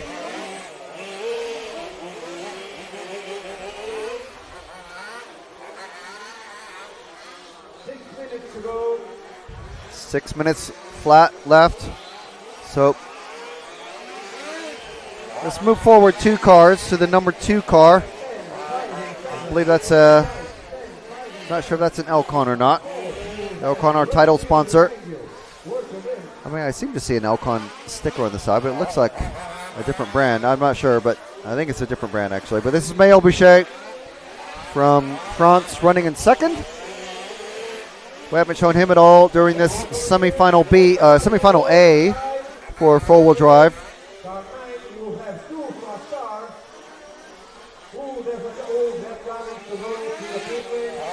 Oh, getting up on 2 wheels there. The grip level is definitely coming up. We have a body has flown off of the number 5 car, and the mechanic is going to have to go out and retrieve the body shell. You have to run with the body shell and numbers.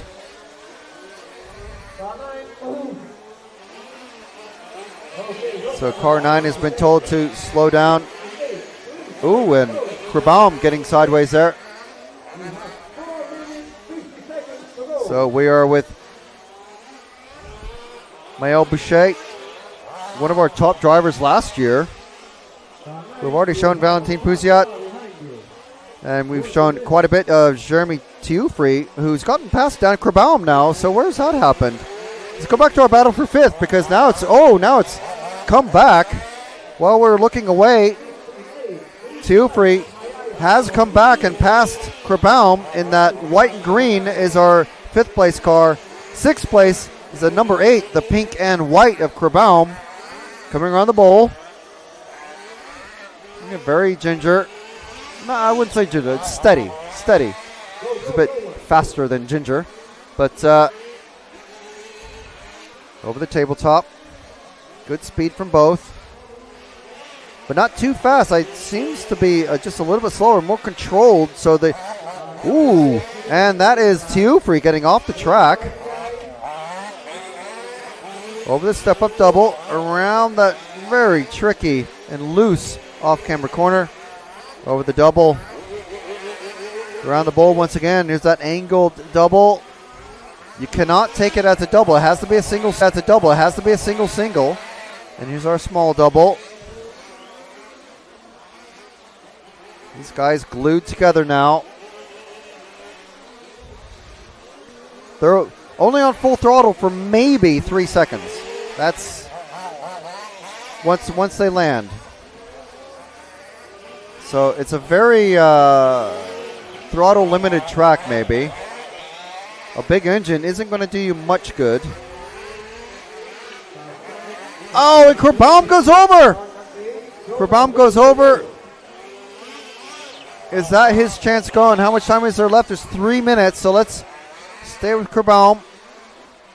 The pink and white 6th place car trying to chase down the number 6 green and white of Jeremy Teofri. Between them, they have the car 3 of Valentin Puziat running 3rd. Cars 1, 2, and 3 still in that order.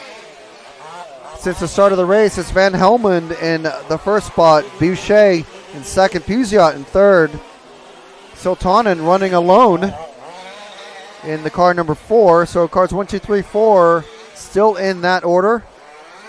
But we have 6 and 8 battling for 5th place. Krbaum, we've seen him in the qualifiers running fairly steady, but somewhere along the way made a big mistake and allowed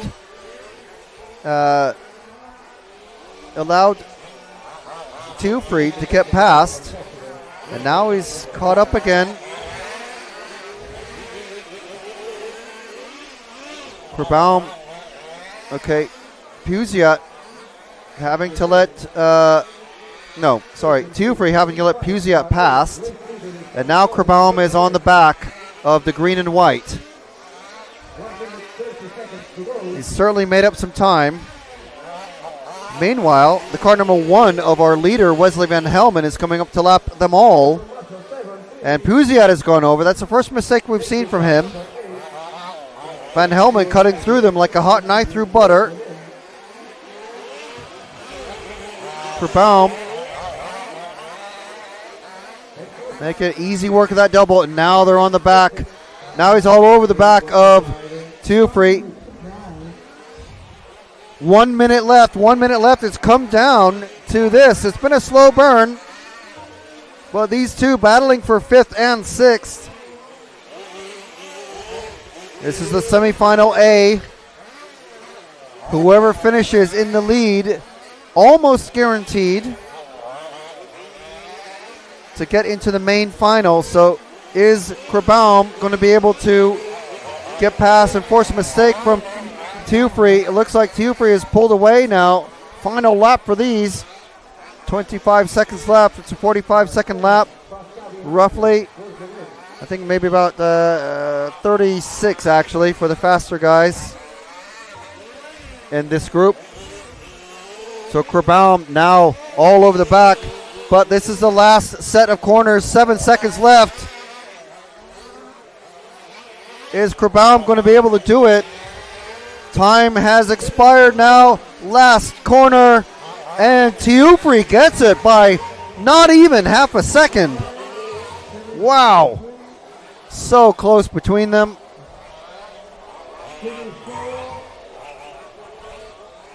And Mayo Boucher going to be the last one to come across. And there we go. That is our bump up positions decided. Krbaum not making it. Wesley van Helman, 34 laps in 20 minutes and 2 seconds. So that will be the time to beat for our semifinal B racers coming up in a few minutes. Mayo Boucher taking second. Valentin Puziat taking third. Jarno Siltanen taking fourth. That's cars 1, 2, 3, 4 finishing in that order. And Jeremy Teofri taking the final bump up spot. However, it is going to come down to the faster lap time. So actually, Krbaum is going to want to pay attention to that 32 laps in 20 minutes and 8 seconds. Because if someone is able to beat him beat that time in the semifinal B, they may just get ahead of him. And if he's able to get a better time than 5th or 6th place, 5th place in the semifinal B, he will take that spot, I believe. We need marshals to your positions. We will open the track in 5 minutes. So track will open in 5 minutes, and let's see how quickly we get a 10-minute technical timeout once again. But meanwhile, let's hear from our associate sponsors for EFRA.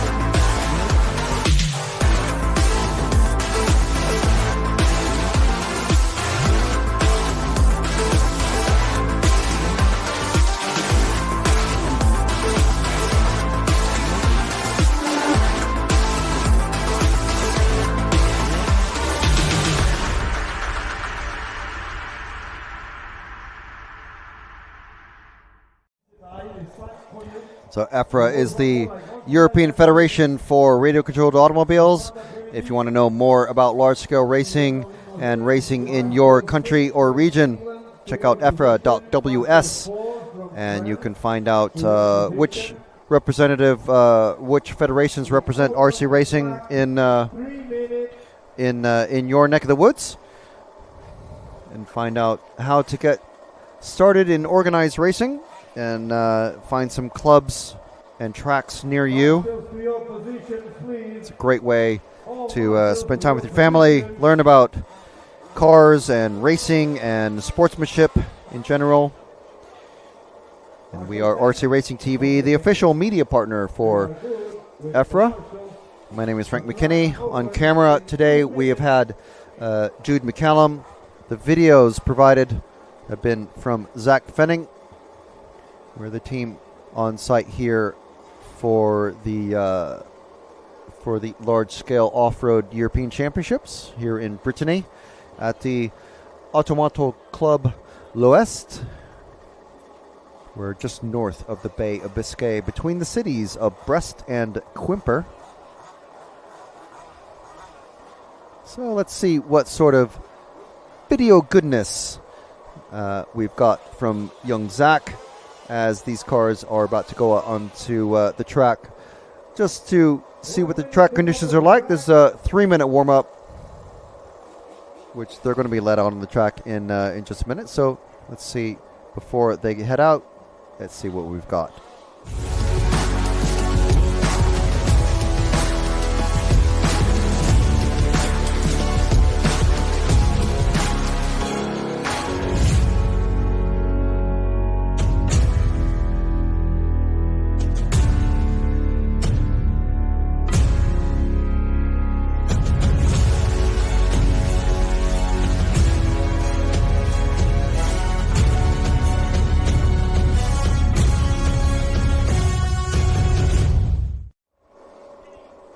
Very exciting stuff, and we'll be seeing plenty more of that action coming up in this semifinal B coming up very soon. Hopefully we don't have another 10-minute timeout, but I wouldn't hold your breath. We've had 3 already in 5 races, and there's every chance that we're going to see the same thing again.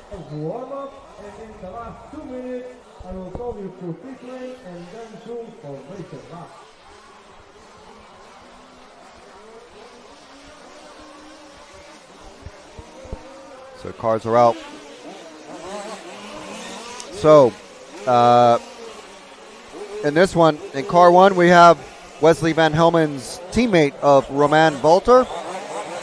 We have last year's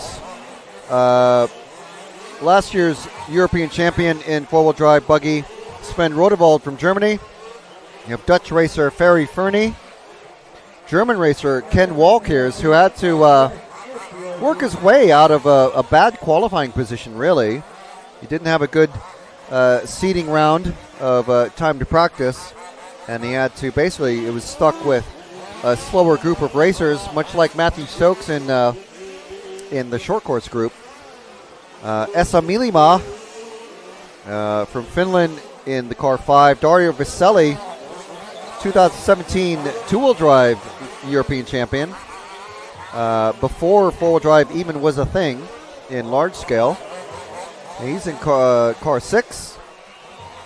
Rudolf Lendreau in car 7, and bumping up from the quarterfinal Bs yesterday is Martin Kraus from the Czech Republic, and in car 9, Benjamin Auclair from France, and Sarja Visa from Finland. So 2 Finnish racers.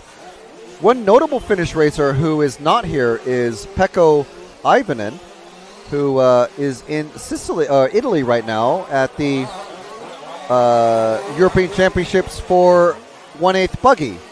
So that is happening right now at the Ongaro Ring.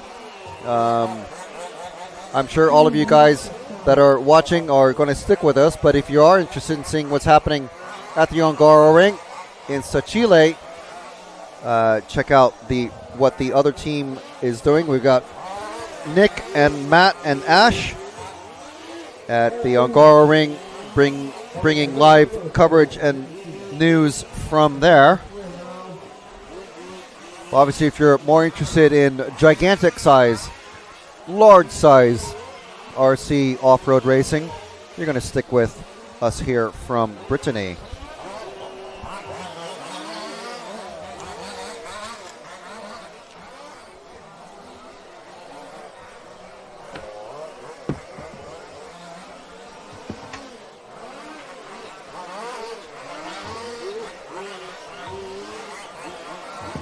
So more sustenance being brought by young Zach.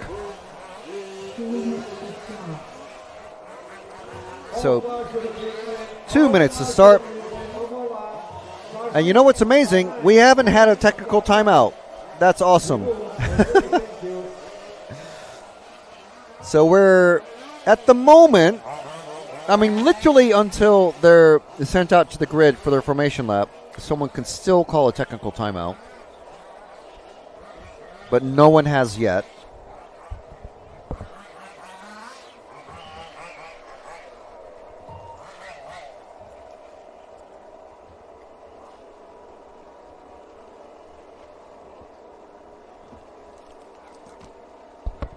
So a bit of a, maybe someone has. I see someone running away from the pits, but no announcement has been made.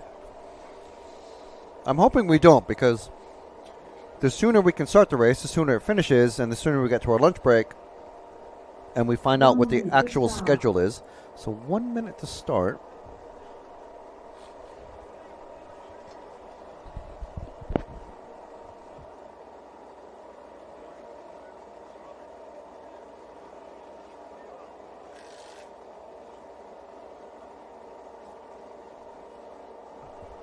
Okay, drivers, all cars to the grid. All right, so they are being sent to the grid. No more technical timeouts, at least until after lunch. 30 seconds to start.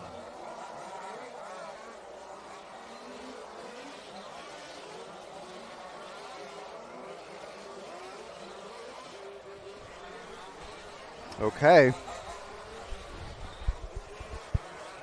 So it looks like everybody is ready.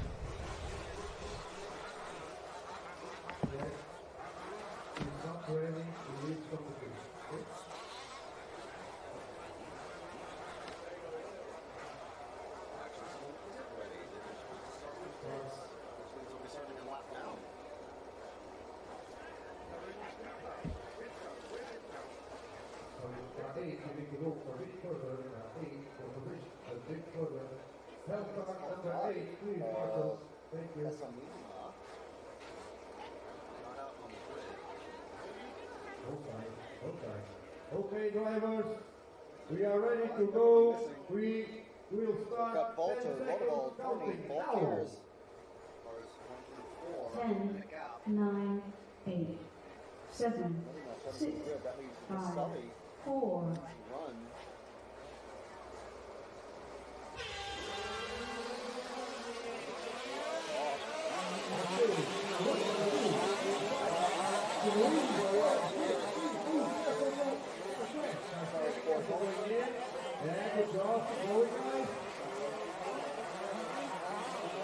Number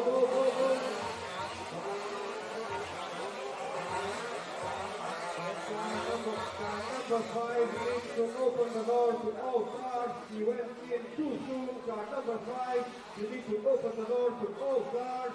He went in too soon. Car number 5, please stop there and open for one way for all cars. Car number 5, let's go. You need to wait for all cars to go.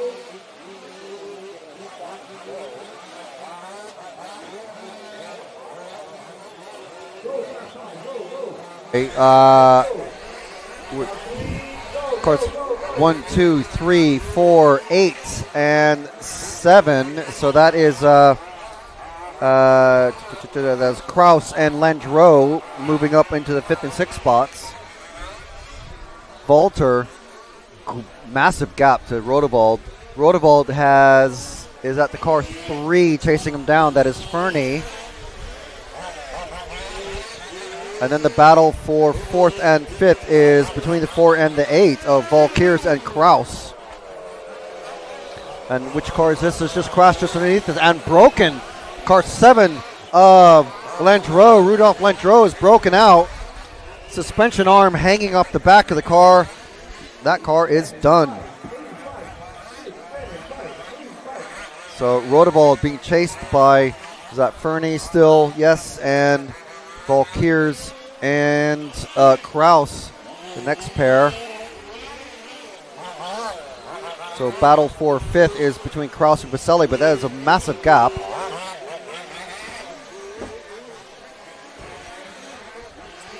So a bit spread out now. Let's look at this battle between the 2 and the 3 going over the double. That is Rodewald, our defending champion.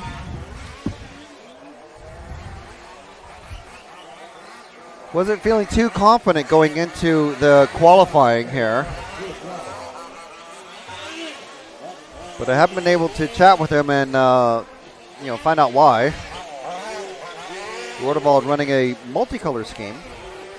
And the yellow and blue of Fernie all over the back of him. This is our tightest battle on track. It is for one of the top positions. And definitely a bump up spot.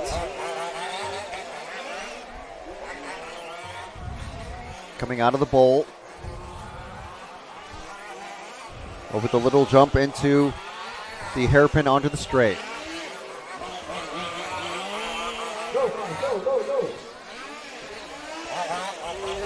Decent line there from Rodewald. A little bit wider from Fernie.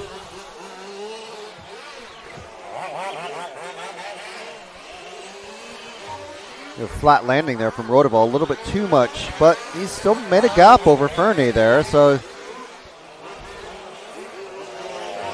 just wanting to keep it steady.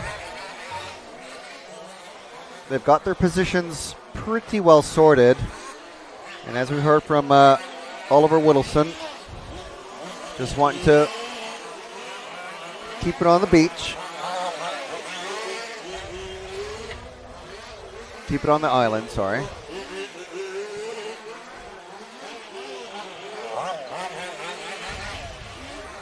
See, a little closer there now, but let's see if these guys are, yeah, Fernie's just a bit closer that time around.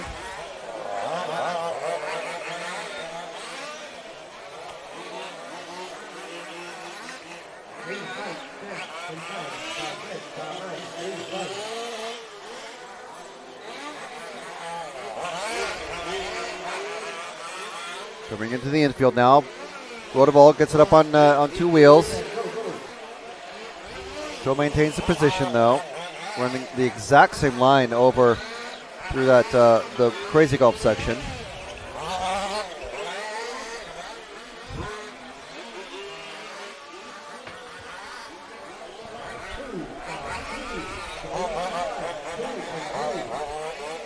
See what the speed's like coming down the main straight.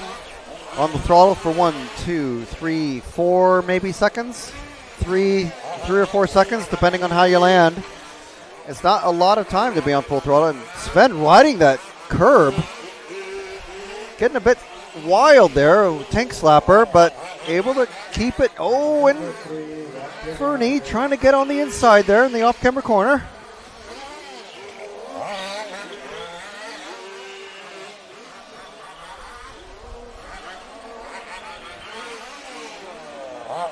Fernie keeping his distance. Again, we're talking about mechanical sympathy before. It still applies.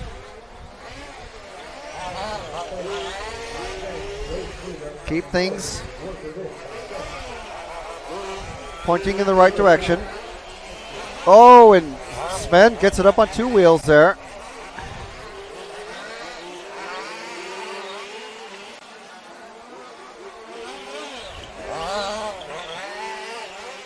This driver's driving fairly calmly. There's no major pressure from Fernie. And it looks like he's just going to maintain the position, maintain the gap, and just stay as close as he can to Sven, but not really applying all that much pressure. Although, ooh, that's a great pass there. Nice pass. Let's see how this, and Sven trying to take it back. So Fernie allowing Sven to just, and another pass. Sven taking it that time, going through the bowl.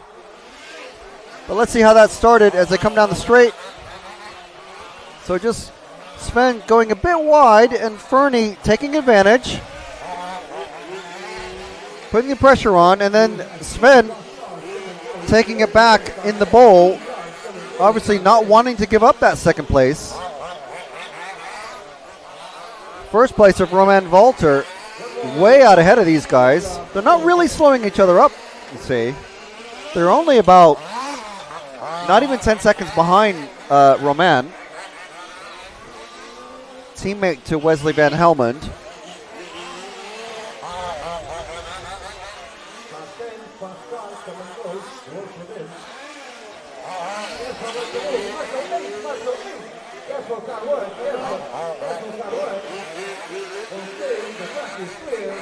Car 6 of Vasili's just flipped over, but I'll see.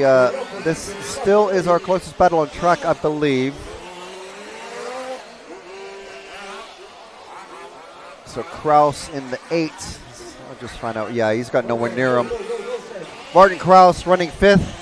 Final bump up spot, and he's literally just running on his own. So no other battle on track, really. This is the battle for second. Walters just crossing the finish line now, so you can see what the gap is like. Next car ahead of these two is Dario Vaselli. You see quite a big gap to these two. It's 15 seconds to Walter ahead of these two.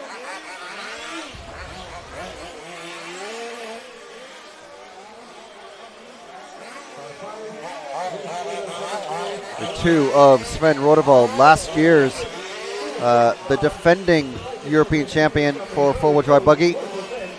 And we've got Fernie all over the back of him now. Fernie, I think, maybe now smelling blood. Knows he can get past Sven. He knows that Sven is not infallible. He will make mistakes from time to time. It's just being close enough to take advantage. And then obviously holding the lead between them. Ahead of them is the 6 of Dario Vaselli and the 9 of Benjamin Auclair. There's our battle for 6. So it's our battle for second as working through our battle for 6th place. And now battle is rejoined between Vaselli and Auclair. Vaselli, just held off by Auclair there. So we're going to stay with this battle for second. And now Auclair perhaps thrown off by having to allow the battle, the 2 and the 3 pass, has made a mistake over the double and allowed Dario to get past, and as he's got a lead of several seconds now. So these two still going at it. Sven taking the wide line through there. That's how we got past the first time.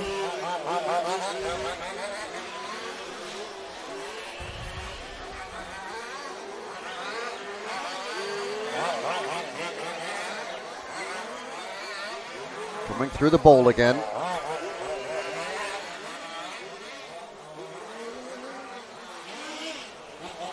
Over the little jump.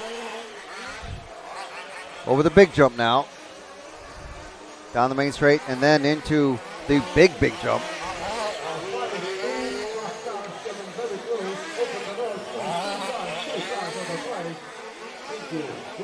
So this is Sven, it seems, really under pressure from Fernie. These guys literally world-class drivers.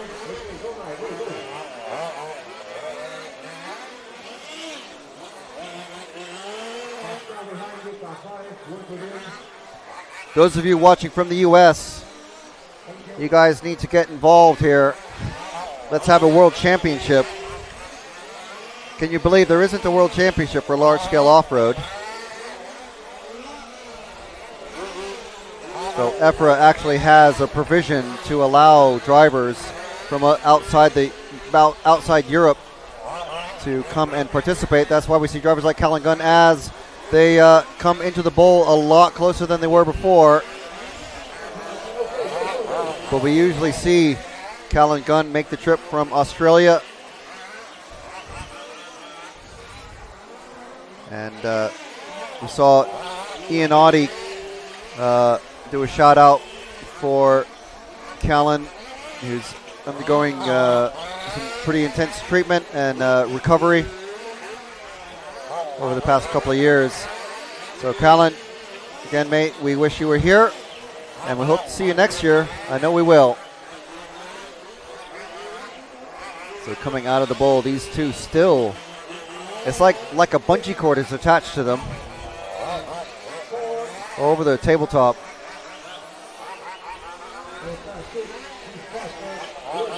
Just so close together. Meanwhile, I'm just going to have a look and see if there's any other battles.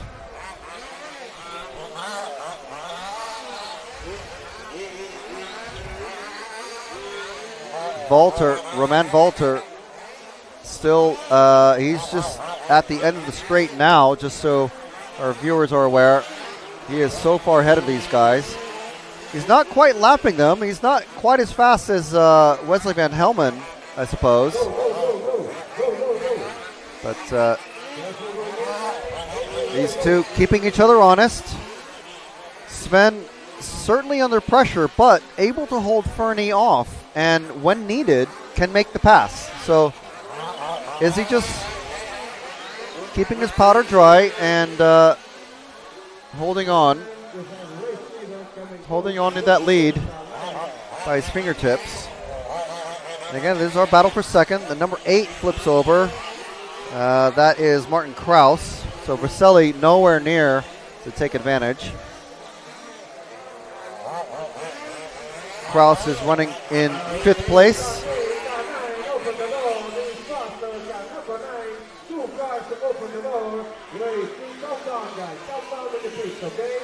So again, top 5 pretty much are because if it's based on times, it's going to be the top 5 pretty much. But as we get lower on the order, those 4th or 5th place positions may swap around a little bit. It could be even, we had a 6th place finisher in 2-wheel drive actually make it into the main final. That's because one race was declared wet and the other was declared dry. But I think both of the 4-wheel drive races are going to be declared dry. So it's going to be a straight up top 5. So number 1 position from the A, and then the number 1 position from the B, and so on and so forth. It sounds complicated, but luckily there's a computer to sort it all out. Oh, and little crossed up there by Fernie, but very quick recovery. Getting up on 2 wheels as well. So now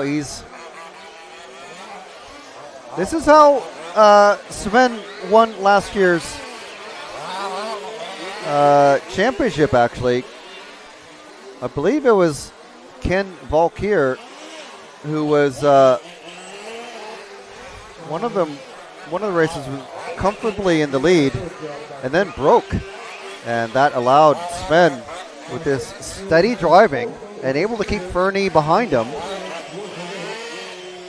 just basically kept himself in the position to take advantage, and then was able to come home with the victory. So our defending champion is at car number 2. As Sven Rodewald from Germany getting it really wide there.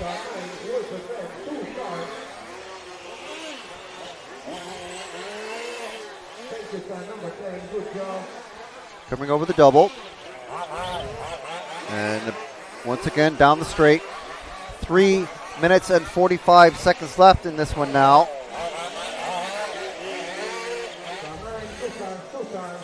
So now very close together as they're coming past the number 9 of Benjamin Auclair. One of our early contenders for the bump up spots, but fell off the boil.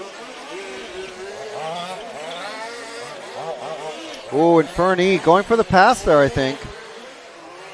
Sven seemed to be a bit slow going over that awkward double in the bowl, but now there's a big gap. Dario now stuck on one of the barriers. Dario, I fear, is not going to be making it into the main final.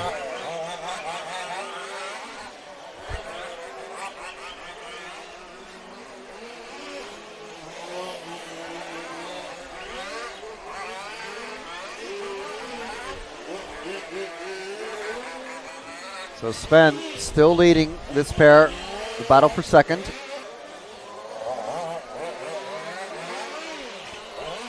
This guy's doing roughly 36, 37 lap times. Roman Volter way out in the lead. 2.5 minutes left in this one. We've been following this battle for most of this 20-minute semifinal B. They're coming up on Dario. Someone out there has a very loud exhaust. I'm not sure if that's a cause for concern, because they will get called in if an exhaust has come loose.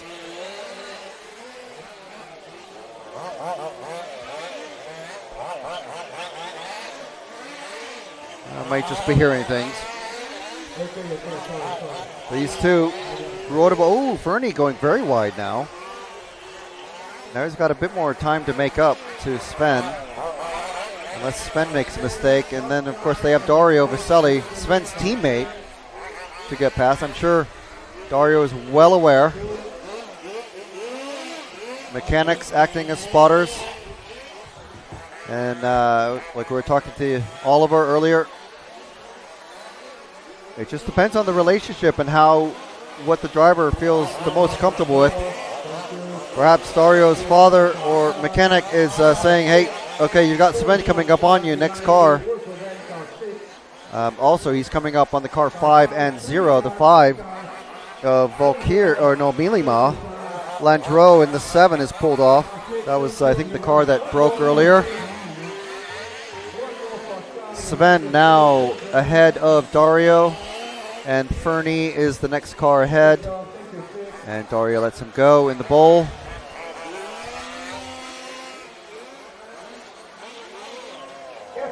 And an upside down car, so making sure that, okay, everyone has avoided it. Okay, that was the 0 of Sarja Visa.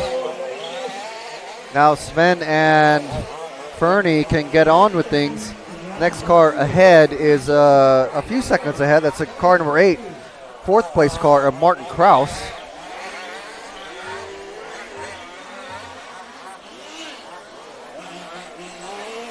So Sven rapidly catching Kraus. He's going quite slow. Oh, and he's bounced. He's had an awkward landing. He's bumped into his teammate. So Kraus moves aside. Now it's Fernie ahead. And Kraus' time has expired now. So that is literally on the last lap. Just coming down the straight, or just before the straight. A chance encounter with a back marker has meant that Fernie now finishes second.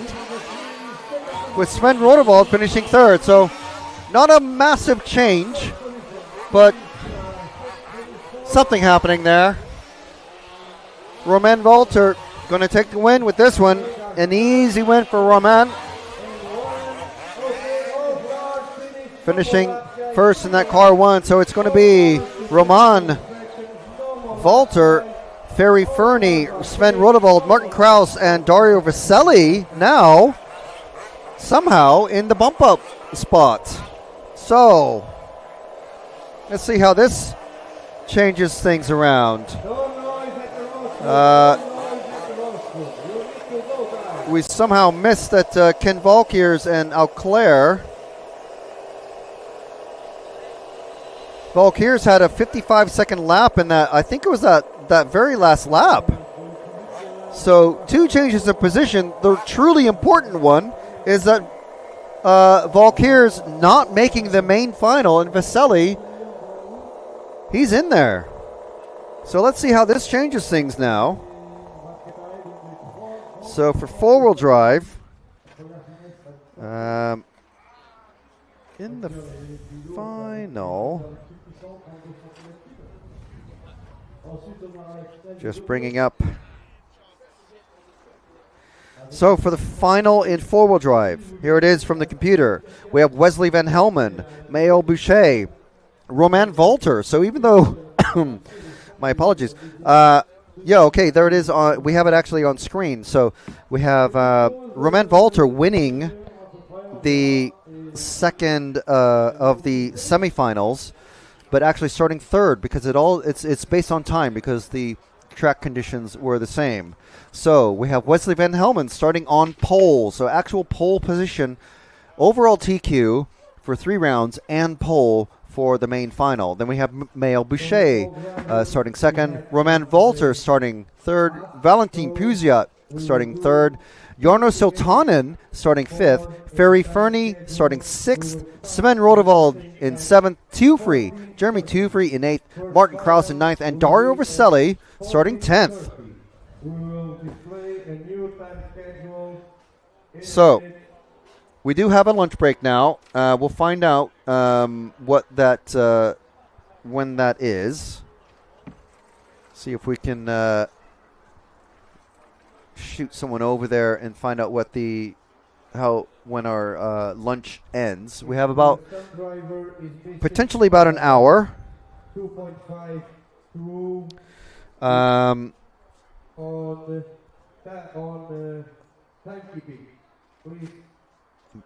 Just trying to listen to the announcement from EFRA referee. Can you find out from Pedro when our lunch break ends? I know.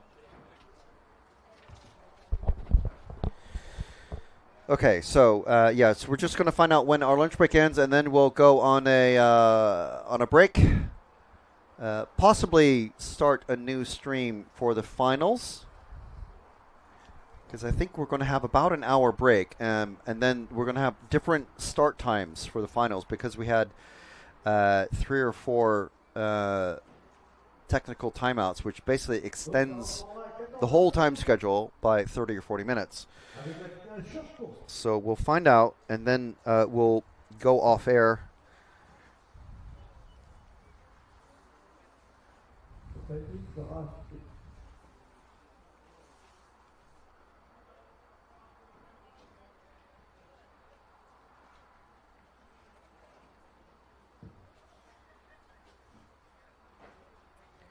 So we're just trying to find out.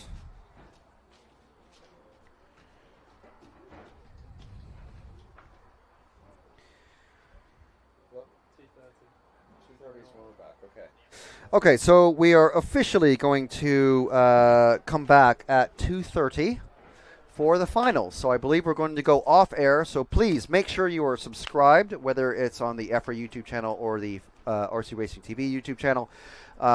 Subscribe and hit the bell so that you are sent a notification on your device or computer or whatever, so that you know when we are live. You can also do the same on Facebook, on both of the Facebook pages, EFRA RC Motorsport Europe or RC Racing TV.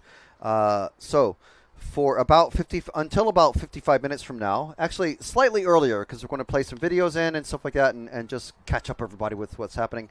Until then, this has been RC Racing TV, bringing you the EFRA Large Scale Off-Road European Championships for 2024 from Brittany in France, from Model Auto Club L'Ouest, and we will be back in about 50 minutes. So make sure and set your alarms. It's going to be some good racing.